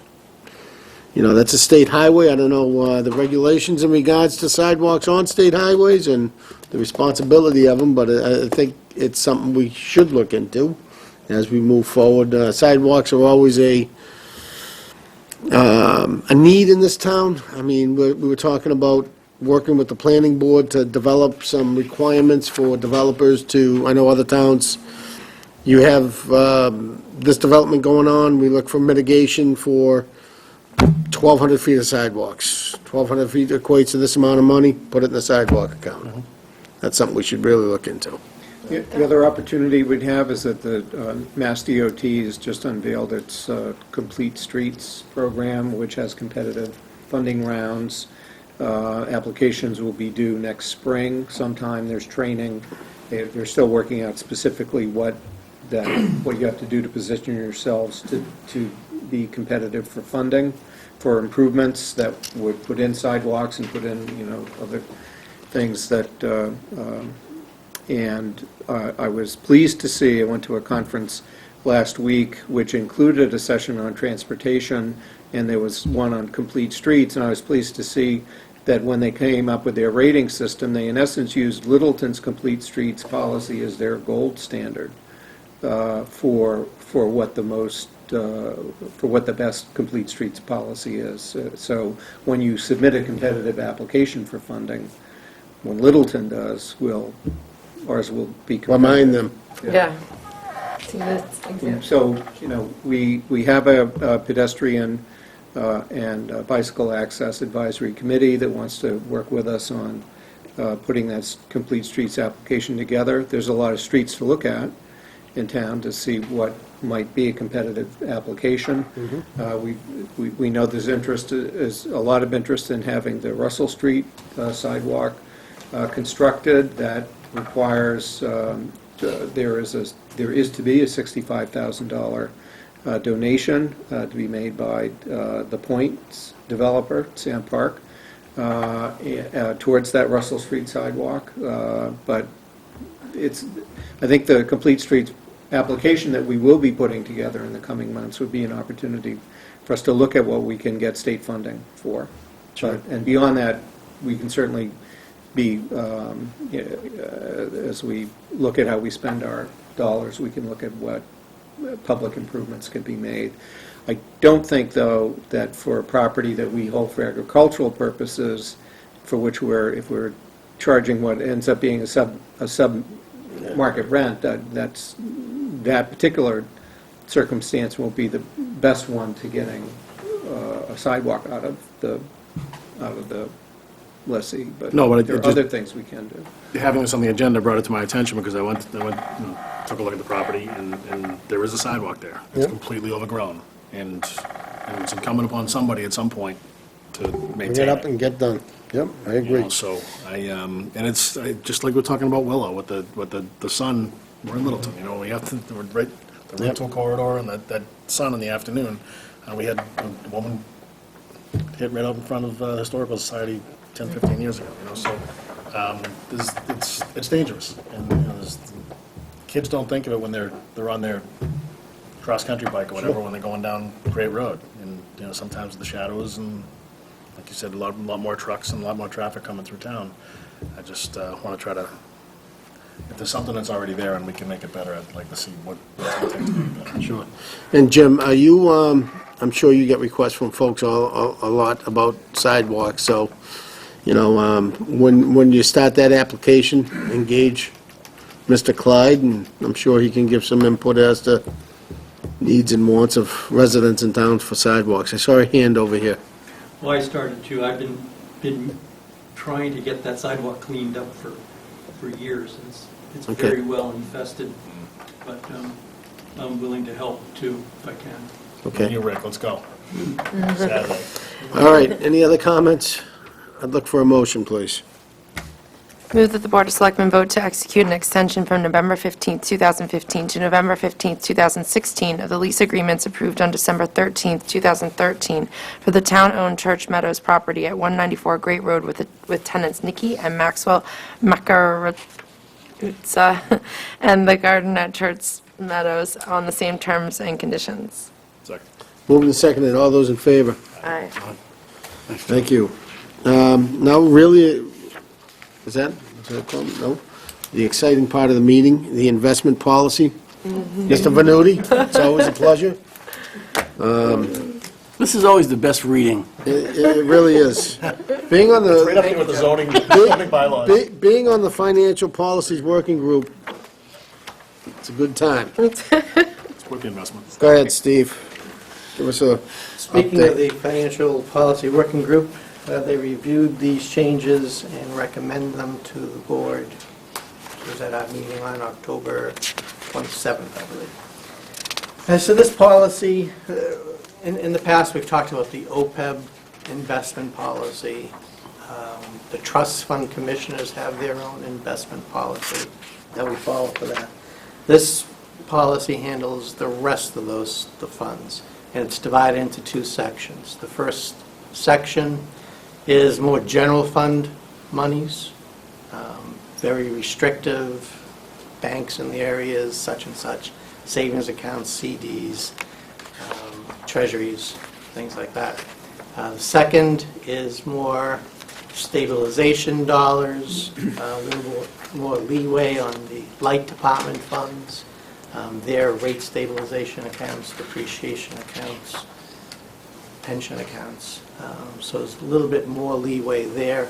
Those funds have to follow a Massachusetts legal list, which allows them to invest in certain stocks or bonds and a couple of mutual funds that the Commissioner of Banks, State Commissioner of Banks, has on their legal list. So this policy was brought into effect in 2009. It hasn't been updated since then, and so there's some minor changes that we have going through. Do you want me to go through the changes, or do you have questions after? We've had the opportunity to read. Any questions, board members? No. I mean, it's mostly, it looks like it's kind of bringing stuff up to date, if you will. That's not some major change. It's just like, this is the new term for that and that kind of thing. So is there, I noticed where'd it go? I was just looking at it. AAA ratings, is that not, it's now a different term, it's investment grade? Is that what's happening, or? Yes. Okay, investment grade, which we are investment grade, right? We are more than investment grade. Kobe beefs. Okay. No questions. Thank you guys for reviewing. Just Go one ahead. little thing with this. When this policy was written, the town had probably an average of about $35 million on hand. Town, as of the first week in November, had over $60 million on hand. So that's why some of the percentages were updated to around the 35% level, just to give a little bit more flexibility in how we invest those dollars.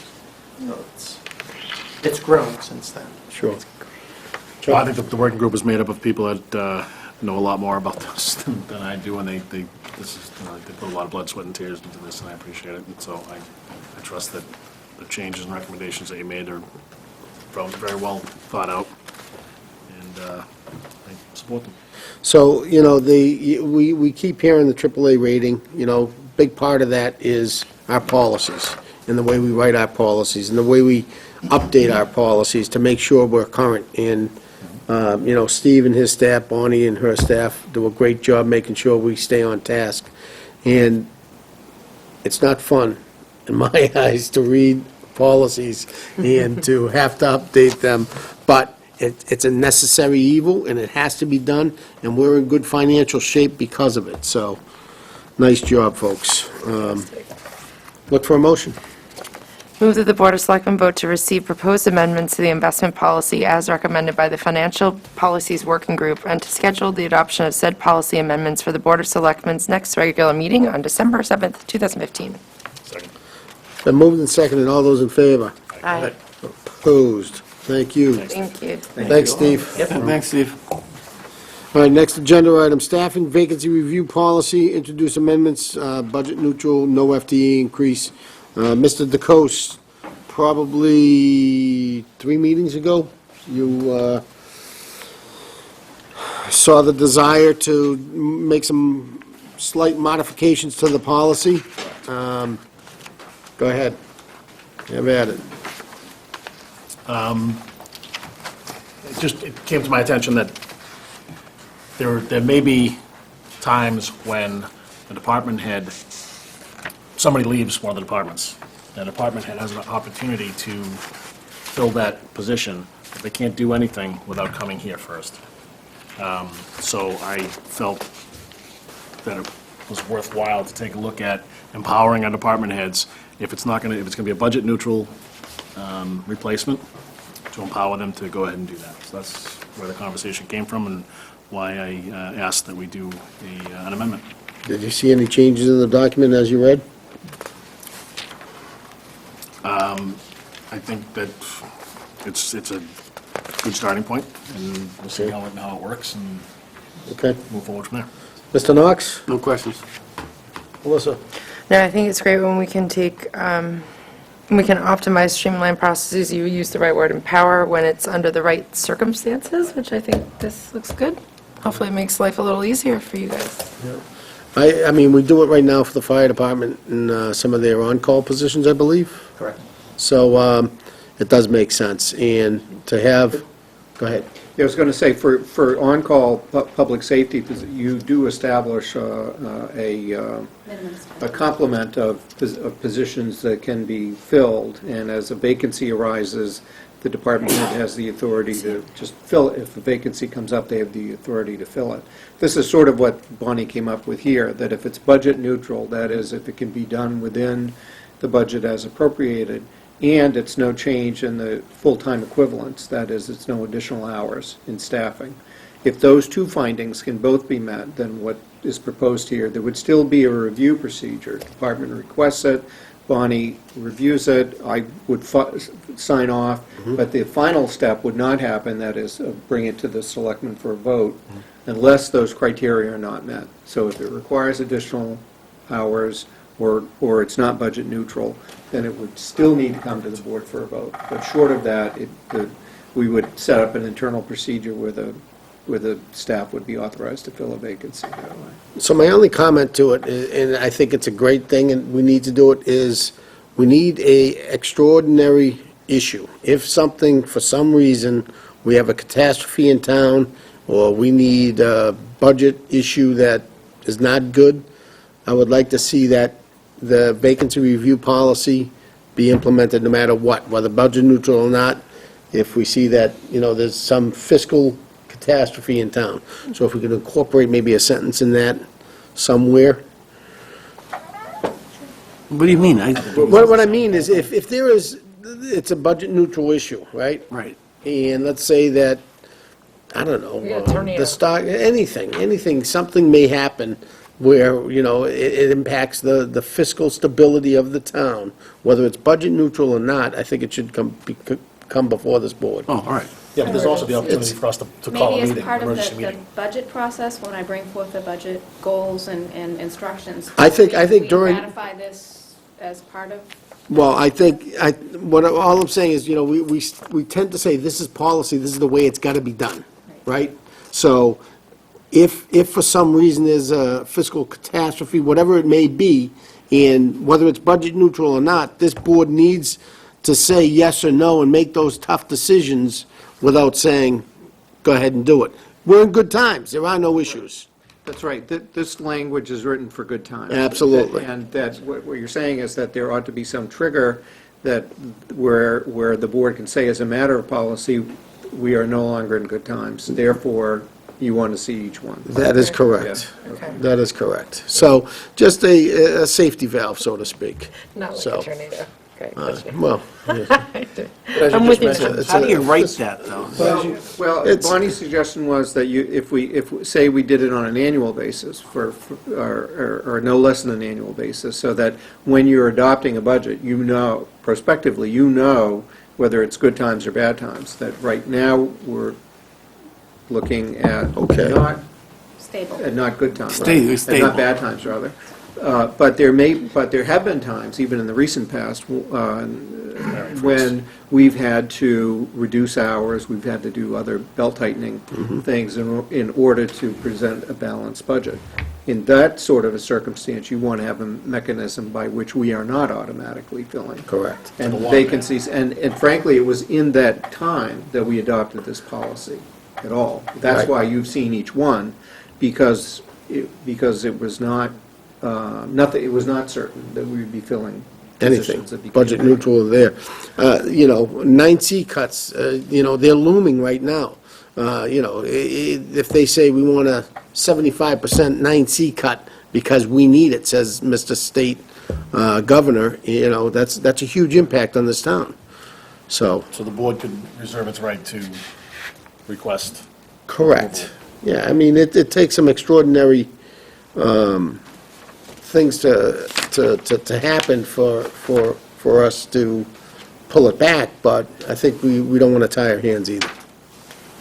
Can I respectfully say that You can state your name first, Grant Mark. Walker, Hartwell Avenue. Go ahead. You don't need something written into this policy to do that. All you're doing is saying we're going to change the policy, which is what you would have to do to invoke this specific Well, thing anyway. it makes it a lot cleaner and easier for us, because the board has adopted a policy acceptance procedure. So, if it's in there, it just makes it a lot easier and a lot more expedite. And I fully support changing this policy from the library's perspective. This policy's been a nightmare for us because we've been promoting from within, and the cycle to hire someone means that when someone senior leaves, it takes us 6 months before we're back up to Sure. full staff, so. Sure. Okay, if you just make those We'll add some. something, Amended. that's all. Thank you for jumping on that. Any other questions? Look for motion. Move that the Board of Selectmen vote to receive draft amendments to the staffing vacancy review policy prepared and amended as discussed tonight by the Assistant Town Administrator for Finance and Budget and schedule adoption thereof at the Board's next regular meeting on December 7th, 2015. Moved and seconded, all those in favor? Our next issue, we have both chiefs here. We have before us 2 staffing vacancy reviews for your executive assistant positions. I'll take Chief King first. Why don't you tell us what this is all about, and then we'll go into Chief Brzezinski. Basically, in meetings with Mr. Bergman and Bonnie Holston, I talked to them about upgrading the current position of executive assistant and going through the job description and adding things that I believe were needed, and also part of it came about with some of the issues that were brought up by Selectman Hebert at the meeting this week of IT issues, and somewhat upgrading the position of executive assistant to include some, I mean, they're not going to be a Nancy, but obviously have more knowledge of basic troubleshooting skills, things like that, and to assist Nancy in some of the mundane calls don't always get routed to that one picture that showed up in every spot on the on the presentation. So with that being said, I went through the job description, made upgrades where appropriate, brought it to the Personnel Committee where it was graded. It was graded and voted at a grade 8, which is a grade above my current grade of grade 7. Currently, the position would be it's revenue neutral, other than it it does allow for further growth on the process, because it's the current position that is being utilized right now. The salary is at the bottom step of the grade 8. So whoever takes over for that position, whether it be the current person or a new hire, would come in at that bottom step, which is currently what the pay scale is. So it is budget neutral as far as that goes. It helps the departments trying to make some changes in the department, trying to lessen some of the administrative load that's on the sergeants, and get it more, as much as possible in the administrative staff. As you all heard my budget presentation, trying to maximize patrol times and things of that nature. So with that being said, and like I said again, in conference with Selectman DeCoste, Town Administrator Bergman, and Assistant Town Administrator Holston, I have brought the process forward, and I stand before you. All right. And I am looking to upgrade it. In there, it is a 5-hour increase in the time from 35 hours to 40 hours to give it the exact time that I'm there. Gotcha. Chief? Much like Chief King's, I do have a little different opportunity. My admin is retiring, and with the addition of all of the permitting, the contractors coming in, the public coming in, and the increase in call volume, more often than not, we are out of the station and we don't have somebody in there. So for our position, we're requesting from 34 to 40-hour position, and the position will be going from a grade 6 to a grade 8. Somebody that would, again, have this bump up in step. There's a significant amount of work that's being added to this job description. Right now, it's going from some of the basic duties. Like I said, it's going to be increased adding permitting, adding some basic first aid skills to this, because they're the ones that are dealing with all of the public, our walk-in medicals, everything like that when that comes in the door. Doing background checks on the contractors, making sure their certificates are up to par, assisting with grant options and maintaining that, as well as assisting with the budget. These are all responsibilities that have not been part of that job description. And as Chief King said, we went through this process together, and both of these positions would mirror each other and would also have the ability to be cross-trained and switch position, or help each other in the other position when it's needed. And on top of that, learning how to have some radio communication skills, and they will have the occasion to assist us on scenes. At significant emergencies, delivering things or coming out to be right beside me, keeping track of the incident and what's going on.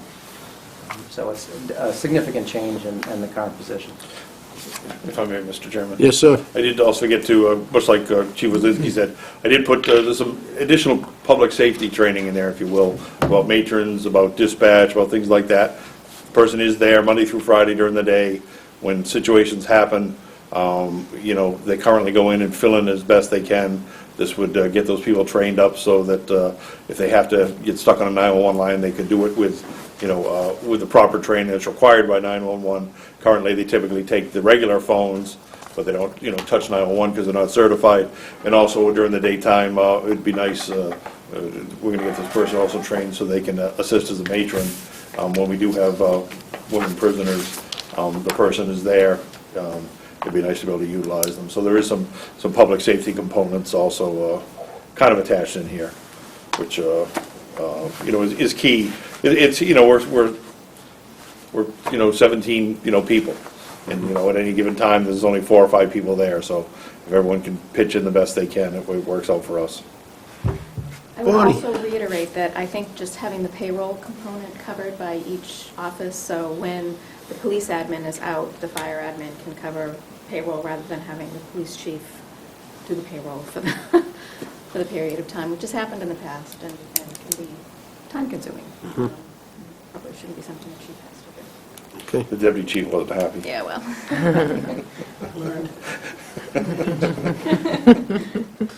Mr. Knox? A couple things. On yours, Chief King, is this going out to anyone who wants to be, fill out the...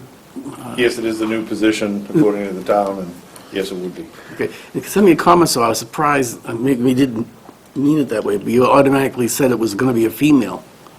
Well, if they're a matron, they don't have any choice but to be being in the, you know, that is part of the job description, now being trained as a matron, which obviously a male cannot search a female. No, but I thought this position was going to be IT and everything. It wasn't, I guess I read it wrong. I thought it was a position that could be filled by either a male or a female. The matron component obviously would have to be taken out if the right male, you know, came along with the position. We'd have to pull that out of the job description. Well, I missed that entirely then. And Chief Wazinski, increase in budget in yours? With a resignation that occurred previously, earlier in the year, it would be cost neutral.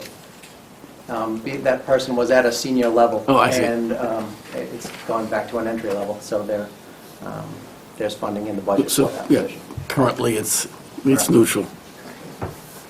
Not for this one position, but a net. We're looking at the roster of all employees.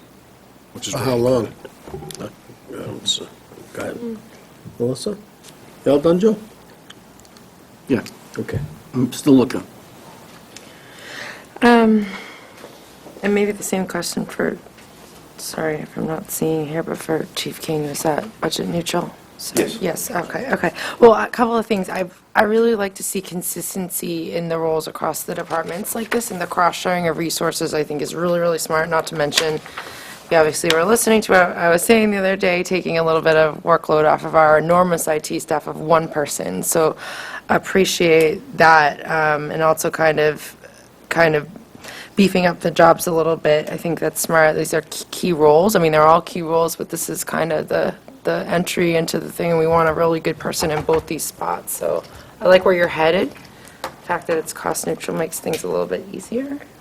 One of the issues that was raised came from Nancy during discussion about the IT department last summer, and in looking for assistance that she needed, that we had the discussion where there were particular needs of the police and fire departments where there was not a lot of in-house capacity. In her judgment, anyway, there was not a lot of in-house capacity for those departments to be helping themselves, helping her with the IT function. And so, to some extent, the ability for to address that better within the department, to have positions that are more interchangeable between the two public safety departments. There would be some specialized training because of the software and the access to confidential data that those two departments have for the work that they do.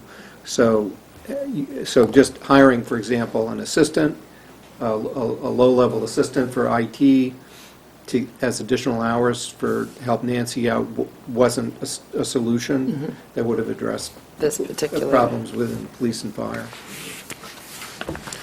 Chuck? As the board's sitting member on the personnel board, I've had these conversations with these gentlemen, along with Keith and the personnel board, and I fully supported it then, and I fully support it now. Okay. It came back from the personnel board as unanimous Approval? approval. All right. Again, Melissa hit on it, Joe hit on it, budget neutral, we're going through the budget season right now. We don't know where we're gonna be at for fiscal year 17. As I said earlier, the state's looking at some 9C cuts, could impact 17 moving forward. Revenues, I'm hearing, is not looking so good, or their projections, below their projections. Again, prepared for the impact of doing what you guys want to do. Just be careful, there's no money to be had based on 17 or 16 moving forward, so budget neutral is always good. Bonnie, any other comments? It also does not add to the health insurance components because they are existing benefit eligible positions that are being eliminated and replaced with these benefit eligible positions. So, Okay. Any other comments, board members? I'd look for a motion. Move that the Board of Selectmen vote to approve the police chief's request under the staff and vacancy review policy to fill a full-time 40-hour per week benefited grade 8 executive assistant position and eliminate a 35-hour per week grade 6 benefited position. Second. Moved and seconded, all those in favor? Aye. You're on a roll. Move that the Board of Selectmen vote to approve the fire chief's request under the staffing vacancy review policy to fill a full-time 40-hour per week benefited grade 8 executive assistant position and eliminate a 32-hour per week grade 6 position. Moved and, what's that? Let's see how long you pause. Moved and seconded. Just, it is 32 hours, you said 34. Yeah, I apologize, 32. It's 32, okay. Moved and seconded, all those in favor? Aye. Thank you, gentlemen. Thank you. All right, moving on to 6F, town meeting recap. It was a 40-minute town meeting, it better be quick.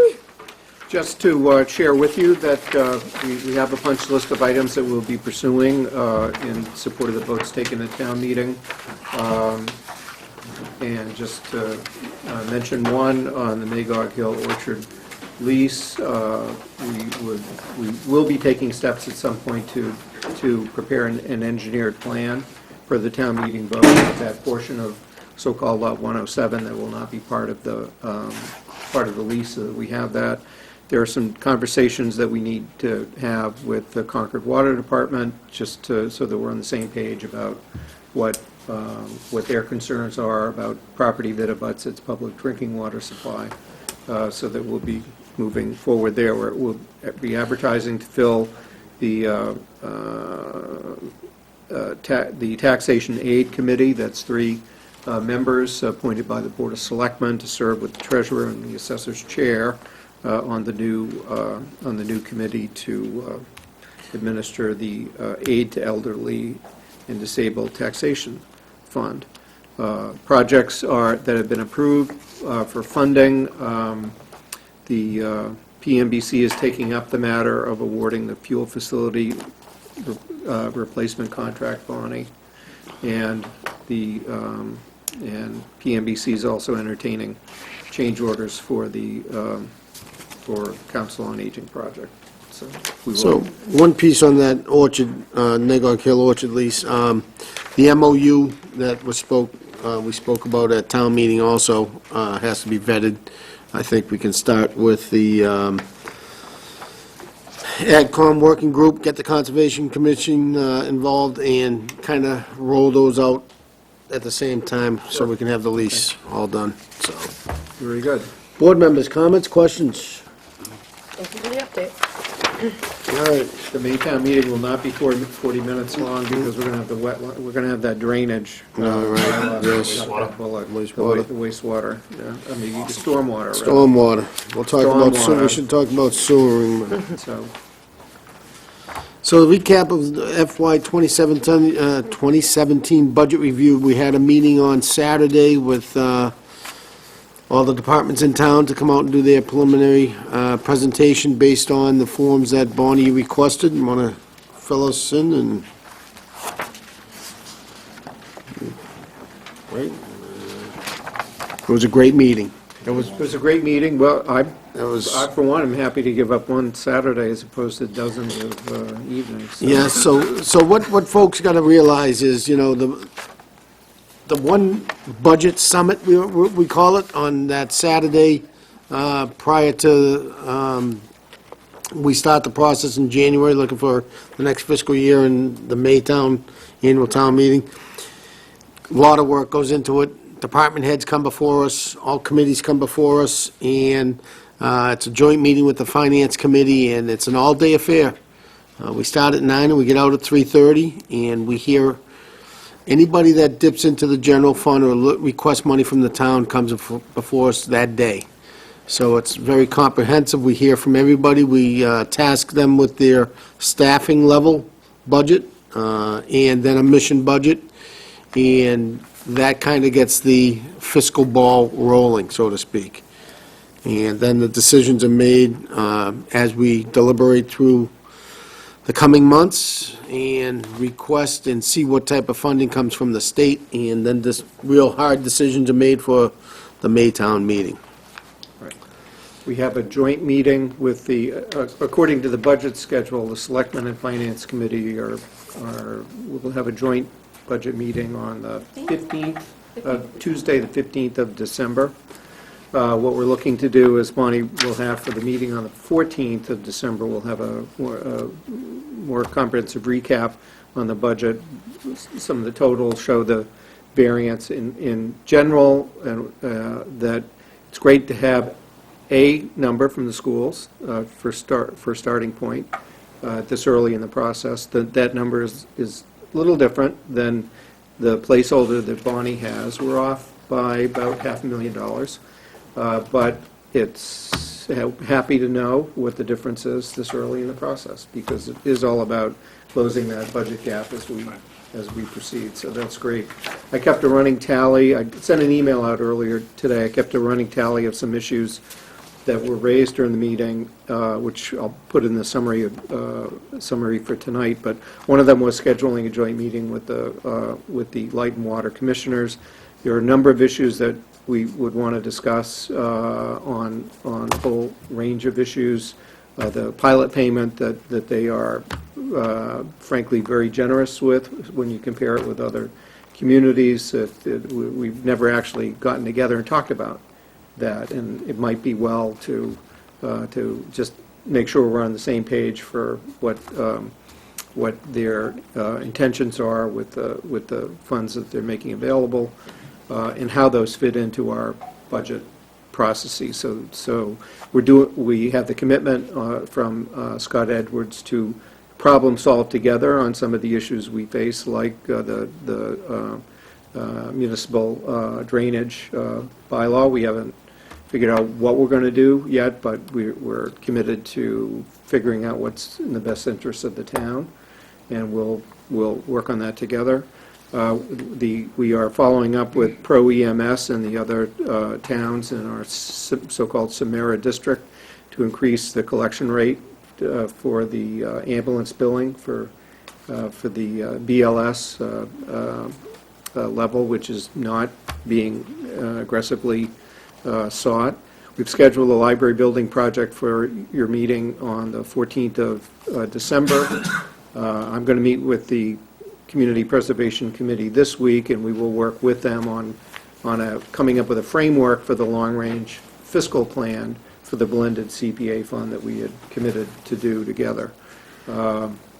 And we're asking that the Facility Needs Assessment Prioritization Subcommittee be convened to review building projects. That came out of all Saturday, along with everybody's request for preliminary budget requests, so it was a very productive day. Anything to add, Bonnie? And capital. And capital. Yeah, we can't forget about capital spending. Joe, any comment? Yep. Melissa? Thank you to staff for putting it together. Great day. Chuck? No, excellent process. Again, it's as Keith pointed out, having the school number this early in the game, so to speak, is great. The communication between departments, the communication between committees and boards, I think is paramount to the financial success of the town, and we work very hard to make sure that happens. Well said. Last but not least, 7A, a school conflict of interest law determination. Town employee also employed as a paid part-time athletic official. This is a Reserve police officer. Part-time reserve police officer. Who wants to be a hired as coach. And we have it in the proper form for that to happen. So, Any questions, board members? Nope, this is one of the silliest.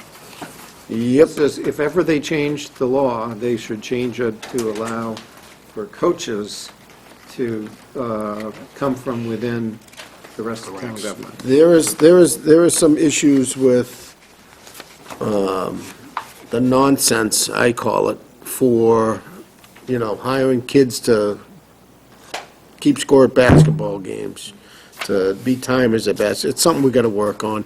I've talked to the athletic director on many occasions.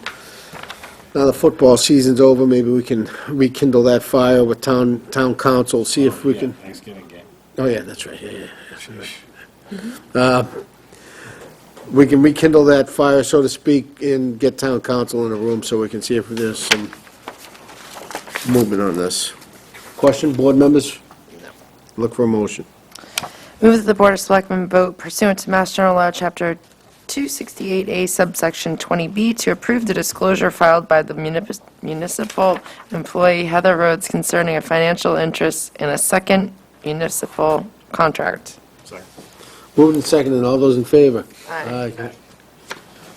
All right, Madam Vice, if you would do the minutes, please? Absolutely.